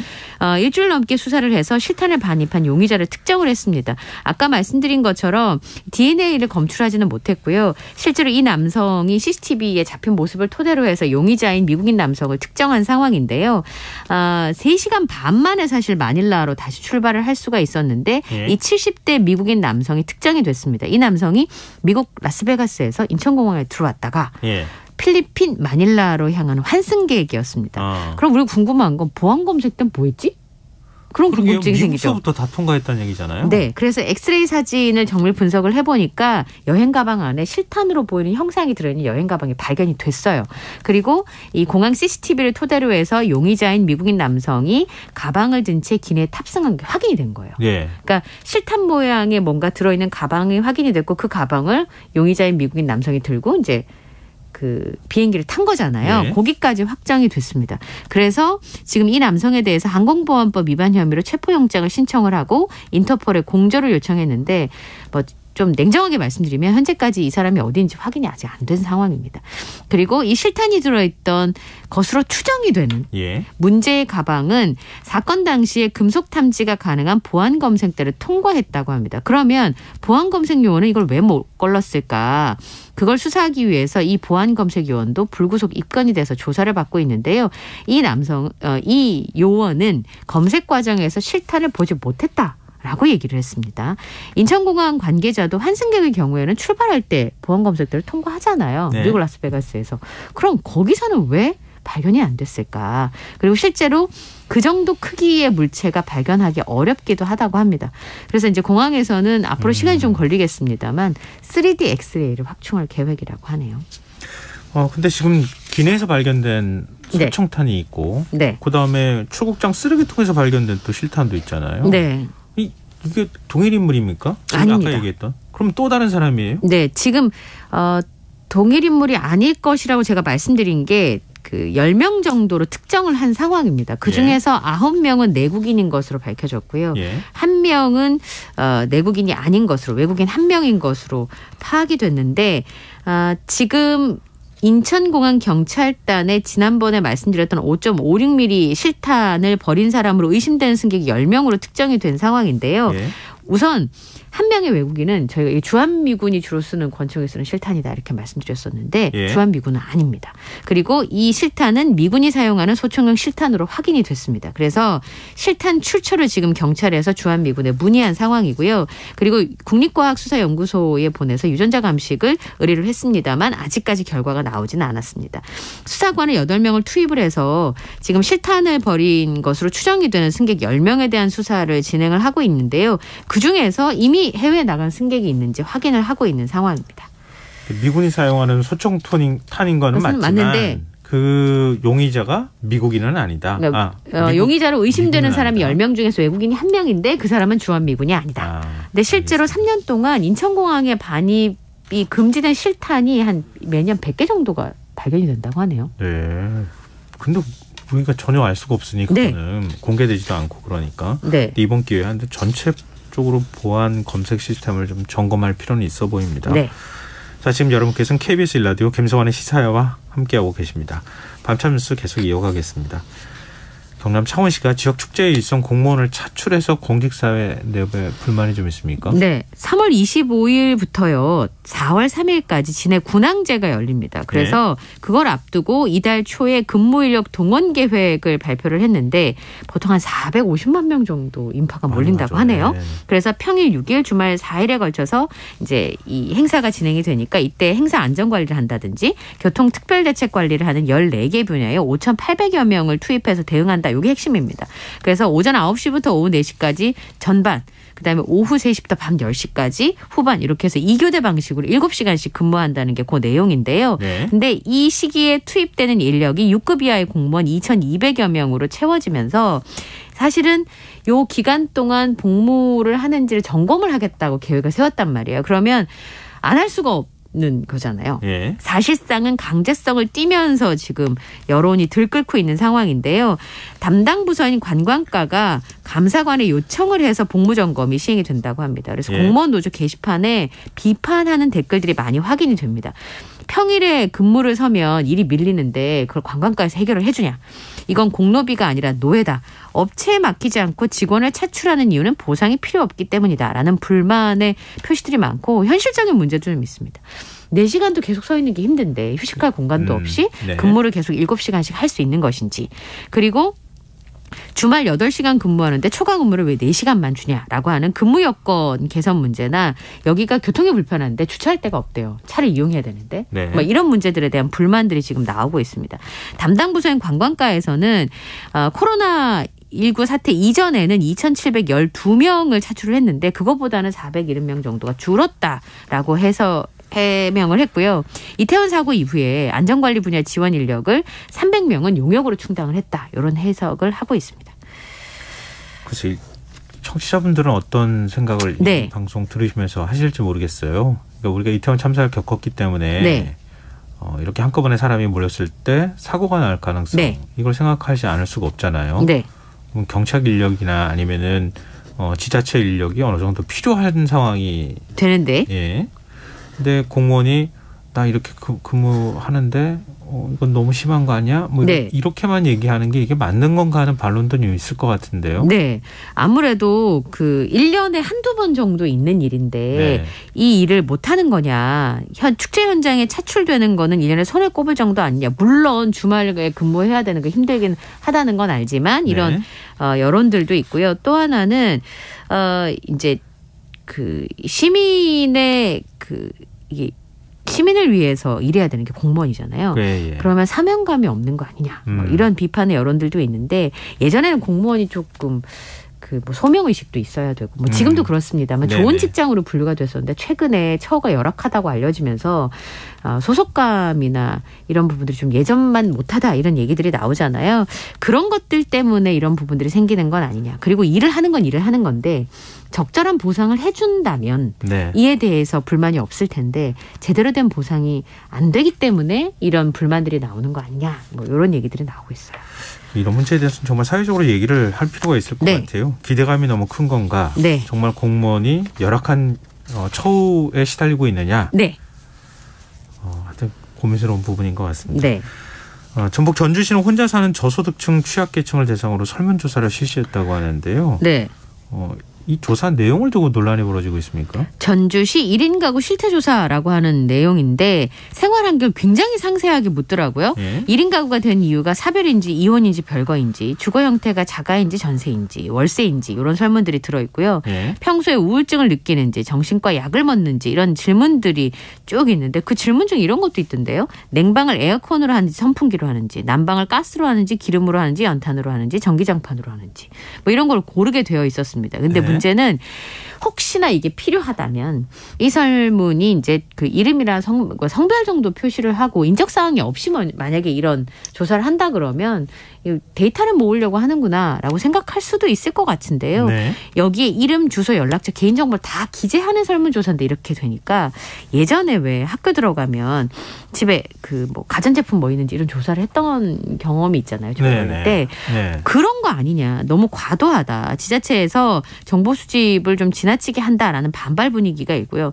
이 통장님이 가셔서 이제 설문지를 주는데 대답하기 힘드시죠? 뭐 이런 얘기들이 지금 나오고 있는 상황이에요. 네. 근데 실제로 시에서는 좋은 의도로 시작한 거긴 합니다. 1인 가구 9만여 명 중에서 저소득 취약계층 2만 1천여 명을 대상으로 설문조사를 하고 혹시나 위험할 요소가 있으면 함께 돌봐줄 가족이 없으니까 사전에 인지해서 대책을 세우겠다라는 취지였는데 설문지가 지나치게 과도하다라고 하는 여론이 일고 있습니다. 이런 가구가 있는지 없는지 살피러 다니는 분들도 많이 있잖아요. 네. 부산에서부터 시작해가지고 지금 전국에서 많이 도입하기도 하고 네. 안부를 묻기도 하고 네. 근데 꼭 다 모든 정보를 갖고 있어야 잘하는 건가 하는 생각은 들긴 해요. 네. 그러니까 좀 이게 이제 전주시에서는 우리만 그런 게 아니라 다른 지자체에서 하는 설문을 가져가서 한 거다 이렇게 해명을 하긴 했습니다만 좀 지혜로운 방법이 필요하지 않을까 싶어요. 예. 맞아요. 자, 다음 뉴스로 넘어가 보겠습니다. 애플의 간판 결제 서비스 애플페이가 오늘 국내 서비스를 이제 시작을 했네요. 네. 이것 때문에 휴대전화를 이 브랜드 제품을 못 쓰시는 분들도 있었어요. 이게 안 돼가지고 불편하죠, 아무래도. 예, 이 배움은 사과 모양이 있고 없고가 엄청나게 큰 차이가 있으신 분들도 있는데요. 카드 정보를 등록하고 나서 결제를 하면 바로 결제가 되는 건데 오전 8시에 서비스 시작했는데 네. 2시간 만에 17만 명이 등록을 할 정도로 굉장히 인기가 많았다고 합니다. 그런데 문제는요. 이 네. 애플페이를 사용할 수 있는 매장이 현재는 많지 않다는 겁니다. 일부 매장에만 한정되어 있는 게 이전에 우리가 쓰는 페이하고 방식이 달라요. NFC 네. 방식이라고 해가지고 그 결제만 가능하기 때문에 그 단말기를 갖고 있는 매장에서만 쓸 수가 있고 다른 신용카드 회사들은 아직 서비스를 준비를 못해서 특정 회사의 카드를 가지고 있어야만 쓸 수 있기 때문에 네. 그렇게 준비를 다 했는데도 실제로 결제가 안 돼서 그러니까 줄을 뒤에 쭉 서 있잖아요. 편의점에서 김밥 사려고 서 있는데 결제가 자꾸 안 되니까 끝내는 원래 쓰시던 카드 꺼내서 결제하고 가시고 뭐 이런 경우가 많이 있었다고 합니다. 현재로는 다른 대체할 수 있는 카드가 있으니까 쓰기는 하는데요. 이 애플페이가 우리나라에 상륙하면서 카드 시장 그리고 간판 결제 시장에 영향을 줄 것인가 굉장히 주목을 했었는데 만약에 이런 경우에 이게 이제 유료화가 되면 또 다른 페이 업체들도 유료화 정책으로 갈 수 있기 때문에 시장 전체에 영향을 줄 수 있는데요. 아직까지는 영향이 크지 않을 수도 있다라는 관측도 나오고 있습니다. 후기 사용 후기는 어때요? 반응은 어떻게 나옵니까? 네, 어쨌든 그 결제 후기 남기신 분들 중에서 섬세하고 빠르고 똑똑하다라고 하면서 굉장히 좋아하시는 분들도 있고 이게 디자인이나 UI를 좋아하시는 분들이 많이 있잖아요. 그래서 그 아이폰 특유의 뭐 이렇게 진동이나 이런 게 마음에 든다 하시는 분들도 계셨는데요. 아까 말씀드린 것처럼 오늘은 서비스가 원활하지 않았던 곳이 많이 있었습니다. 실제로 준비를 해가지고 등록을 하고 결제를 하러 갔습니다만 뭐 카드라든지 아니면 이게 이제 그 NFC 방식인데 그 방식이 제대로 수신이 안 돼가지고 결제가 다 준비가 돼 있음에도 결제가 안 되는 경우들도 많이 생겼고요. 또 하나는 이 단말기를 설치하는 비용이 대당 15만 원에서 20만 원인데 그거를 애플에서 그 돈을 낼 것인지 카드 회사에서 낼 것인지 가맹점에서 낼 것인지가 굉장히 얘기가 많았었거든요. 그래서 쓸 수 있는 매장이 많지 않아서 그런 부분들도 좀 불편함으로 남아 있습니다. 갈 길은 좀 멀어 보이네요. 네. 오늘 밤타임스 여기까지 하겠습니다. 지금까지 이영경 뉴스캐스터와 함께했습니다. 고맙습니다. 감사합니다.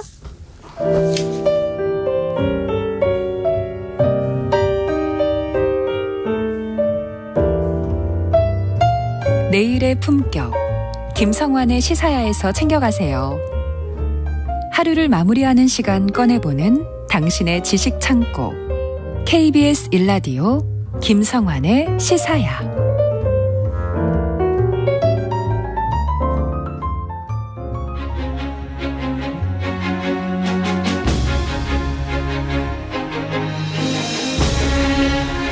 문화재청이 최근 강원도 고성 검봉사터를 국가지정 문화재 사적으로 승격 지정했습니다.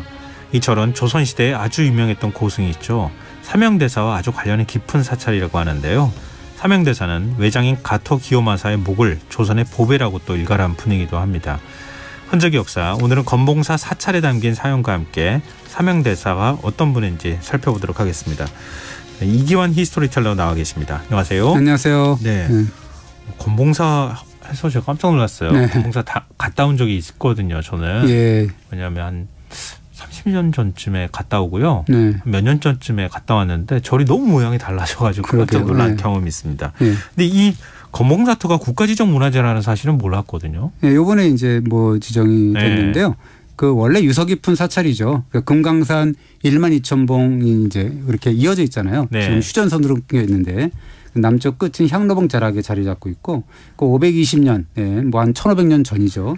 그 고구려 여인인 고도령과 그 중국 사신인 위나라 아굴마사에서 태어난 아도아상이 창건했다라는 이야기가 전해지고 그다음에 유명한 것은 또 연불 만일해라 그래서 그것이 이제 인구의 회자가 됐는데 758년부터 787년까지 만일 동안 27년 5개월 동안 아미타불 연불을 외우던 수행승 31명과 향도 961명이 뭐 하늘을 올라가서 극락왕생했다 뭐 이런 기록도 있습니다. 그리고 석가모니의 진신사리를 모신 사찰로도 유명합니다. 역사적인 스토리가 굉장히 많은 곳이에요. 그렇습니다. 그럼 뭐니 해도 이제 그 검봉사를 빛낸 인물은 삼형대사라고 할 수가 있죠. 그 실록에 보면 선조와 광해군이 사명대사를 두고 평가한 내용이 있는데요. 네. 이 선조는 뭐라 그랬냐면 이 승장 유정이 사명대사 이름이거든요. 그러니까 승장 유정의 정예병이 외적을 죽이거나 사로잡는 공을 여러 번 세웠다. 특별히 파격적인 상을 내려서 당상관 즉 정삼품 이상의 직을 제수하라라는 명을 내리고 예. 그 아들인 광해군은 1610년에 사명대사가 입적을 하니까 애도의 메시지를 보내는데 그 승려 유정은 임진왜란 때 몸을 잊어버리고 난을 구하기 위해 뛰어들었으니 참으로 의승이라고 할 만하다. 그가 죽었으니 매우 슬프다라고 애도를 했습니다. 그러니까 두 임금으로부터 극찬을 받은 거네요. 부자 임금으로부터 극찬을 받았죠. 그래서 이 재미있는 것은 선조실록에서 선조가 사명대사에게 상을 내리는 내용을 전한 실록의 사관이 이런 촌평을 달았습니다. 뭐라 그랬냐면 전란을 당해서 장수들조차 두려움에 떨었는데 예. 엄청난 전공이 도리어 죽을 날이 멀지 않은 늙은 승려에게서 나왔다. 이것이 어찌 무사들만의 수치겠는가라고 이제 한탄을 했는데요. 이 사관은 왜 그랬냐면 시운을 앞둔 그런 사명대사의 분투를 소개하면서 제목 하나 피하기 급급하고 두려움에 떨면서 변변히 창칼조차 휘두르지 못한 명망 대신과 무사들을 싸잡아서 이제 비판을 한 거죠. 네. 아시는 분은 그러니까 요즘 아이들도 책 많이 보잖아요. 인물전 네. 같은 거. 거기 사명대사는 꼭 빠지지 않고 들어가기도 하던데요. 그렇습니다. 네. 근데 그 당시에 임진왜란 당시에 공이 굉장히 컸던 분이잖아요. 그렇습니다. 그것이 뭐 전설 뭐 이런 것도 있겠지만 네. 팩트로 나와 있는 사실이죠. 그래서 임진왜란이 발발하고 선조가 이제 의주로 도망가잖아요. 네. 몽진했다는 소식을 들은 사명대사가 통곡을 하는데 그 시가 나옵니다. 예, 국왕의 깃발이 서쪽으로 향하니 궁성이 텅 비고 조정의 문무 대신들이 길 한가운데서 헤맨다. 초이가 머리를 돌이키니 눈물이 그지없다라고 안타까워하는데요. 네. 이 초이라는 것은 이제 사명대사 본인을 당신을 가리키는 거고요. 그러면서 이 승려가 뭐냐? 나라와 백성을 등지고 세상 일을 잊어버리는 것이 그 승려의 도리는 아니다. 산중에서 마음을 닦는 선승의 참뜻은 결국 세상의 백성을 구제하는 것이 아니겠느냐라고 하면서 이 건봉사에서 이제 전국의 승려들을 설득을 해서 승병을 모았습니다. 그래서 그렇게 모집한 승병을 건봉사에서 훈련시킨 뒤에 건봉령을 넘어서 평안도 순안까지 천리길을 달려가죠. 그 나라가 위급할 때 산에서 도만 닦는 게 그게 승려의 역할은 아니다. 미덕은 아니다. 이런 그렇습니다. 얘기네요. 그래서 이 사명대사가 출사표를 던지는데 뭐라 그러냐면 외적이 백성을 어육으로 만들고 길가에 송장이 서로 베고 있다. 통곡하고 통곡하니 날은 저물고 산은 창창하다. 미인을 하늘 한 끝에서 바라보고 있네라고 하는데 이 미인은 선조임금을 가리킵니다. 선조임금은 전쟁이 나니까 외적이 침략하니까 도망갔잖아요. 네. 그래서 썩 좋은 평가를 받지 않잖아요. 네. 근데 사명대사 말씀은 좀 다르네요. 미인이라고 불렀죠. 네. 그 당시니까는요. 그리고 이 사실은 사명대사뿐만 아니라 이름 없는 백성들도 사실 의병의 기치로 모였잖아요. 뭐 사실 이렇게 착한 승려하고 백성들이 어디 있습니까? 그래서 이 사명대사가 1593년 1월에 벌어진 평양성 탈환 전투에서 큰 공을 세우는데요. 이 사명대사가 이끄는 승군은 명나라군과 함께 모란봉의 적진을 향해서 진격해서 적병 2천여 명을 베었다라는 기록이 있고 그다음에 삼각산 인근의 노원평 그리고 우관동 전투에서도 큰 공을 세웠고 그래서 이 전공 때문에 덕분에 선조로부터 당상간의 상고를 받고 아까처럼 이렇게 칭찬도 받고 그런 거죠. 네. 근데 사명대사는 왜군과 강화협상에서도 공을 세웠죠. 그렇습니다. 이 1594년 들어서 이제 전쟁이 소강 상태에 접어들고 이 명나라와 외 사이에 이제 강화협상이 시작되는데 이 사명대사가 이 비장한 성서문을 올립니다. 주상께서 허락하신다면 다시 싸움터로 달려가서 외적을 몰아낼 것이고 혹시 사절단을 따라서 강화 회담에 나서라고 하면 반드시 그 일을 성사시키겠다라고 이제 글을 올리는데요. 그래서 조정에서는 사명대사를 울산 서생포에 주둔한 가토 기요마사 진영에 보냅니다. 거기서 외가 명나라에 제시한 4가지 강화 조건을 알게 되는데요. 사명대사가. 사명대사가 그걸 보고 깜짝 놀라죠. 어떤 걸 조건으로 제시했길래 그래요? 첫째는 뭐냐면 명나라 황녀를 일본의 후비로 삼을 것. 그다음에 명나라와 일본이 예전처럼 교린할 것. 그다음에 세 번째, 네 번째가 중요한 건데 조선 땅을 떼어줄 것. 그리고 네 번째가 조선의 왕자 대신 12명을 인질로 삼을 것. 이런 내용이었습니다. 말도 안 되는 조건 아닙니까? 그렇습니다. 이 앞에 두 조건은 사실은 뭐 명나라 일본 사이니까 뭐 문제가 안 되고 우리하고 관계가 없고 뭐 세 번과 네 번째 조건이 말도 안 되는 거죠. 그래서 사명대사가 펄펄 뛰었는데요. 일본이 명분 없이 군사를 일으켜서 함부로 조선 땅을 짓밟아 놓고 이런 마당에 땅을 떼어달라는 게 말이 되는가. 그리고 조선의 왕자와 대신을 인질로 보낸다? 이게 도대체 말이 되는 소리냐라고 했어요. 그러니까 가토 키요마사가 명나라와 일본의 조약이 깨져서 전쟁이 계속되면 조선의 백성들은 한꺼번에 굶어 죽게 될 것이 아니냐라고 이제 협박을 했는데요. 사명대사는 조선은 예와 의에 죽고 사는 나라다. 100번 죽는 한이 있어도 명나라와 일본의 강화 조건은 따르지 않을 것이다라고 버텼습니다. 근데 가토 키요마사는 악명이 높잖아요. 그때부터 이제 악귀라는 별명이 통할 만큼 잔인하다라는 혹평을 받았는데요. 그런 가토도 사명대사의 당당한 태도에 감탄사를 연발했다라고 합니다. 가토가 내가 함경도에 있을 때 강원도 금강산에 귀한 스님이 있다는 말을 들었는데 지금 대사님이 바로 그분일 것이다라고 하면서 이렇게 만나 뵈니 참 매우 다양한 일이다라고 했는데요. 이 가토는 거기서 그치신 게 아니라 종이와 부채를 여러 갖고 와서 이 사명대사의 글씨를 종이와 부채에 이제 받아갔다라고 하는데 사명대사는 가토에게 옳은 일이 아니면 이로움을 찾지 마라. 진실로 내 것이 아니면 비록 털 한 올이라도 탐내지 마라라고 써주었다라고 합니다. 이거는 좋은 말이 아니잖아요. 왜 침략했냐고. 그렇습니다. 그렇게 얘기하는 거잖아요. 빨리 나가라라는 얘기죠. 그래서 그럼에도 불구하고 외병들이 이 사명대사의 글을 받아가느라고 줄을 섰다라고 하는데요. 이 초지일간 사명대사가 병으로 일어난 나라는 멸망하는데 일본은 그 스스로 멸망을 취하고 있다라고 하면서 조선과 명나라군이 합세했으니까 너희 군사들 쯤이야. 우리가 잡담을 나누면서까지 막아낼 수 있다라고 큰 소리를 쳤는데요. 안중근 의사가 이렇게 글을 써준 거나 좀 비슷한 느낌이 좀 들어요. 여기서 이제 유명한 가토 키요마사의 목 발언이 나오는 거죠. 가토의 목이 조선의 보배다. 뭐 이렇게 했다는 거 아닙니까? 가토가 이 사명대사의 4차 담판에서 이제 그런 말을 했는데 이렇게 묻습니다.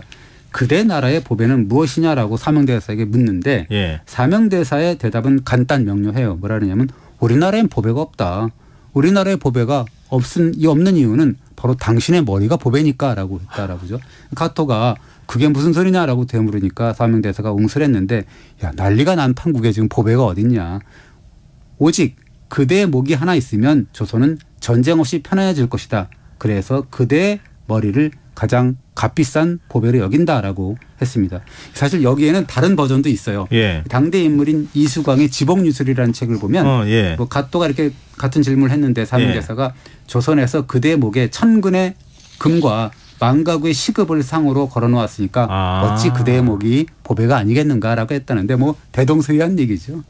아 그런가요? 네 그렇습니다. 그래도 금과 뭐 10,000가구를 상을 걸어놓은 걸 받기 위해서 마찬가지 느낌이 들잖아요. 앞서 전자가 더 좀 좀 왠지 약간 함축적이고 훨씬 더 좀 센 느낌이 드는데 하여튼 가토 키요마사 입장에서는 어느 쪽 얘기를 들어도 좀 간담이 서늘한 느낌이 느낌이 들 것 같은데요. 그럼에도 불구하고 존경했다라고 하죠. 이런 뭐 이야기가 이제 들리니까 선조도 이제 크게 감업을 한 거죠. 야, 유정은 스님인데 의병을 일으켜서 외적을 섬멸하는 데 공을 세웠고 적진에 들어가서 적장과 단판을 짓고 있다. 이것은 사람으로서 하기 어려운 일이다. 마땅히 후한상급을 내려라라는 명을 내리고 심지어는 형세가 어려운 지금인데 그러니까 사명대사한테 그렇게 얘기를 하죠. 그대가 환속을 한다면 정말 장관의 죽임을 맡겨서 장소로 삼을 텐데 어떠냐라고 제안까지 합니다.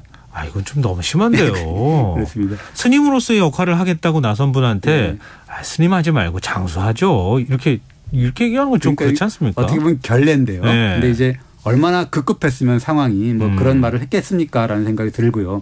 이 선조가 위급할 때마다 사명대사를 찾는데 예컨대 이제 강화조약 결렬로 해서 1591년 1월에서 2월 사이에 왜군이 재침한다는 소식이 들려왔어요. 그러니까 선조가 유정 즉 사명대사를 찾아오라라고 이제 명을 내리는데요. 이렇게 얘기를 합니다. 유정은 지금 어디 있는가? 이 사람은 비록 중이긴 하지만 장수로 쓸만한 사람이다. 유정은 그리고 영남 사람이니까 영남으로 내려보내서 승군을 거느리게 하고 충성을 다하고 있으니까 후에게 대접해라. 뭐 이런 뭐 영을 내리죠. 그러니까 사명대사에게 무한 신뢰를 보낸 거네요. 그렇습니다. 이 전쟁이 끝난 뒤에도 그 사명대사의 사명은 이제 끝나지 않았다라고 볼 수가 있는데 1604년이죠. 전쟁이 끝나고 외국 사신이 갑자기 서울을 방문하게 돼요.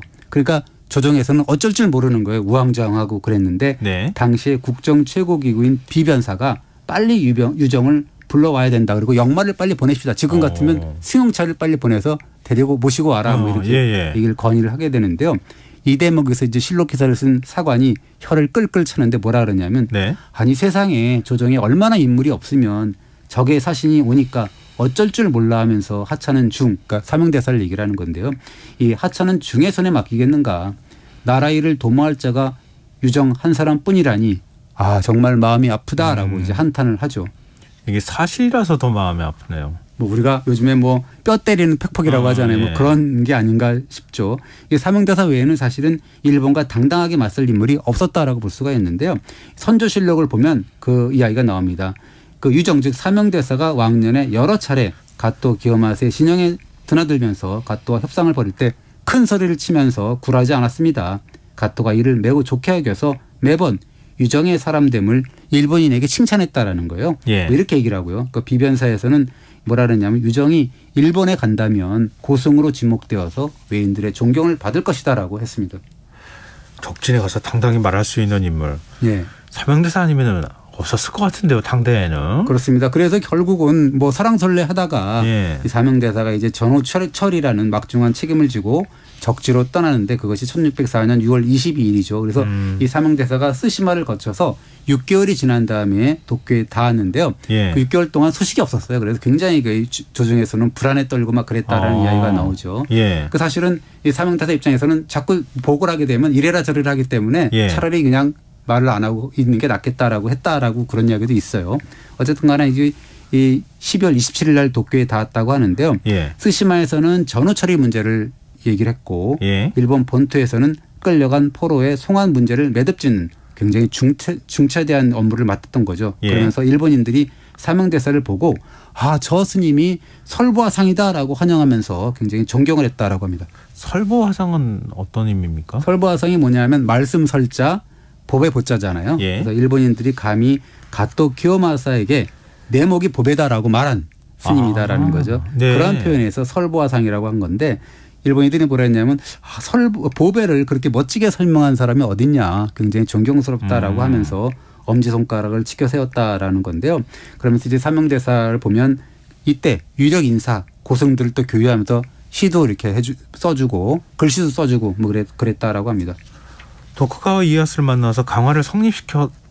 그게 구체적으로 어떤 이야기를 했는지는 뭐 기록은 세세하게 나오지는 않는데요.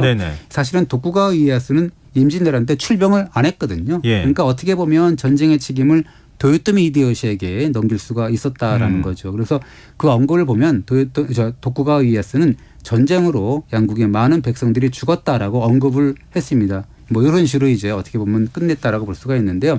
결국 사명대사가 1605년 3월에 일본과의 강화를 조약을 성립시키고 어떻게 보면 조선의 근심을 완전히 없앤 거죠. 이제는 전쟁이 완전히 끝났다라는 거니까. 특히 일본에 잡혀갔던 3,000명의 포로 그리고 약탈해 갔던 석가모니 부처님의 진신 치아살이 이런 것도 환수를 해왔습니다. 당시 그러면은 그 도요토미 히데요시는 죽은 거죠. 그렇죠. 죽은 그 사이인 거죠. 지금 이렇게 하니까 그 다음에 도쿠가와 이에야스가 권력을 넘겨받았고 도쿠가와 이에야스랑 같이 강화 조약을 맺었다. 이제 이런 얘기가 되는 건데, 근데 사명대사가 진신사리를 환수했다. 이거 모르는 분들 많을 것 같거든요. 그렇습니다. 이 뭐 조선 백성들 귀환시킨 거는 뭐 대충 다 알고 있지만 진신사리가 뭐지라고 하는 분들이 있을 텐데요.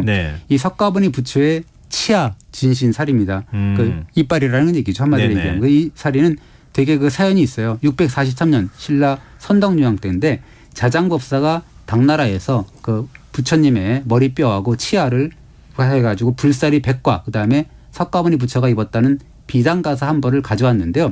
이 가져온 진신사리를 세 곳으로 나눠서 황룡사탑하고 태화사탑하고 그리고 통도사의 계단이라 그래서 계를 수여하는 단이 있어요. 거기에 두었는데 임진왜란 때 왜군이 양산에 있는 통도사에 난입해서 금강계단에 모셔둔 사리를 탈취해 갔는데 1605년에 사명대사가 그렇게 이제 약탈해간 사리를 환수해서 통도사에 다시 모셨고 또 다시 전란이 일어나서 가져가면 어떡하냐라고 해서 그중에 12관은 따로 뽑아서 승군을 일으킨 건봉사에 봉안해 두었던 거죠.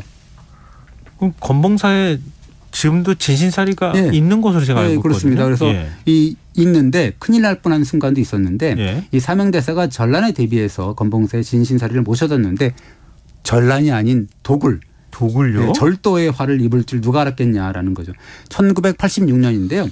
민통선 이북이었거든요. 그래서 굉장히 그 출입하기도 어려운데 이 도굴꾼 일당, 뭐 절도범 일당이 잠입해서 치아사리를 훔쳐갔는데 아까도 얘기했지만 건봉사가 민통선 이북이었는데 예. 대학 발굴단이다라고 해서 그 사칭을 해가면서 이제 건봉사 절에 들어왔어요. 그래서 며칠 묵으면서 예. 굉장히 아무 일 없었다는 듯이 뭐 이렇게 뭐 발굴도 하고 뭐 그랬다라고 해요. 예. 그러면서 훔쳐간 건데요. 여기서 좀 희한한 일이 벌어지는 건 뭐냐면 그날부터 이 절도한 그날부터 모든 도굴꾼의 꿈에 부처님이 나타나서 사리를 돌려주라라고 꾸짖었다라는 이야기가 있어요. 그러니까 훔쳐간 그 도굴꾼한테 그 꿈이 계속 나타났다. 예, 일당한테 전부 다 나타났다라고 하는데요. 이게 사실 하루도 아니고 며칠간이나 계속된 꿈의 계시. 도굴꾼들이 불안에 떨기 시작해서 네. 결국 견디다 못해갖고 한 달여 만에 그 서울의 한 호텔에 훔쳐간 살이 12가 가운데 8가를 놓고 달아났고 나머지 4가는 그 공범 중에 한 명이 가지고 도망가는 바람에 영영 이제 증발이 되고 말았습니다. 그래서 어쨌든 불자들은 부처님의 꾸짖음으로 일부나마 살이를 되찾은 이 사건을 불살의 이적이다라고 이제 칭하다고 합니다. 세상에는 말로 설명하기 어려운 일들도 있어요. 그렇습니다. 이 건봉사가 사실 순환을 많이 당했는데 지금 뭐 30년 만에 갔다 오니까 많이 바뀌었다라고 했잖아요. 네, 굉장히 많이 바뀌었더라고요. 그럴 만도 한 게 이 한국 전쟁 때 쑥대밭이 됐거든요. 건봉사가. 그러니까 1951년 5월 10일에 유엔군이 후퇴하던 공산군의 중간 직결지였던 건봉사의 무차별 공습, 그다음에 한포 사격을 퍼붓는데요. 네. 대웅전 지역의 모든 정각이 불타고 그래서 맞아요. 그 당시에 국보, 금리 화엄경하고 그다음에 그 불상, 향로, 뭐 철지팡이 해가지고 이 사명대사 유물들이 모조리 소실이 되고요. 전쟁 직전에는 이 건봉사가 640칸 정도 됐는데 그 건봉사 자체가 완전히 사라지게 되는 그런 불상사를 만들게 되죠. 그러니까 제가 30년 전쯤에 갔을 때도요. 그때도 절의 흔적이 거의 없는 상태였어요. 그런데 다시 방문했더니 절이 번듯하게 막 그 엄청나게 건물들이 많이 생겨가지고 깜짝 놀랐습니다. 이게 이제 그 역사가 재건된 이제 사실이라고 볼 수가 있는 거죠. 그러니까 어떻게 보면 이제 그런 걸 보면서 그 사찰은 사라졌었지만 어떻게 보면 이제 그 사명대에서 한마디는 계속 살아남은 거죠. 내 머리가 조선의 보배다라는 그런 일갈한 거. 그러니까 어떻게 보면 그것은 그 예전에 우리가 한번 이렇게 언급했던 그런 그 단판의 달인 있잖아요.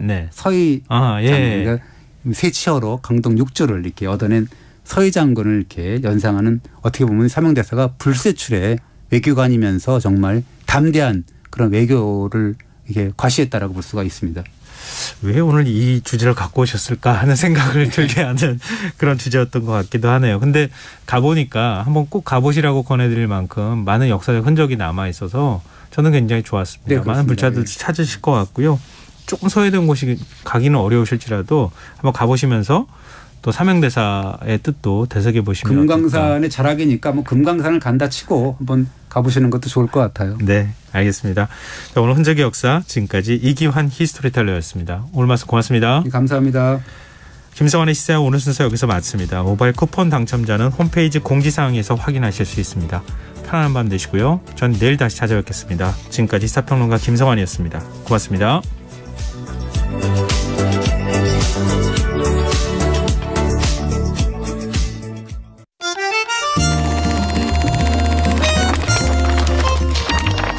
이다혜의 영화관, 정여울의 도서관. 안녕하세요. 영화에 대해 잡학다식한 대화를 나눌 이다혜입니다. 이다혜 영화관에서 이번 주에 이야기하는 영화는 1998년 영화 4월 이야기입니다. 이와이 슌지 감독은 러브레터를 만들고 3년 뒤에 4월 이야기를 만들었습니다.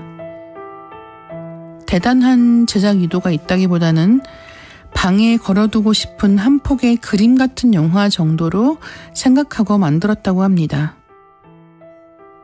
이와이 슌지 감독은 영화에서처럼 고향을 떠나 다른 곳에서 학창시절을 보냈다고 해요. 그가 대학 생활을 보낸 도시는 요코하마였는데요. 많지 않은 나이에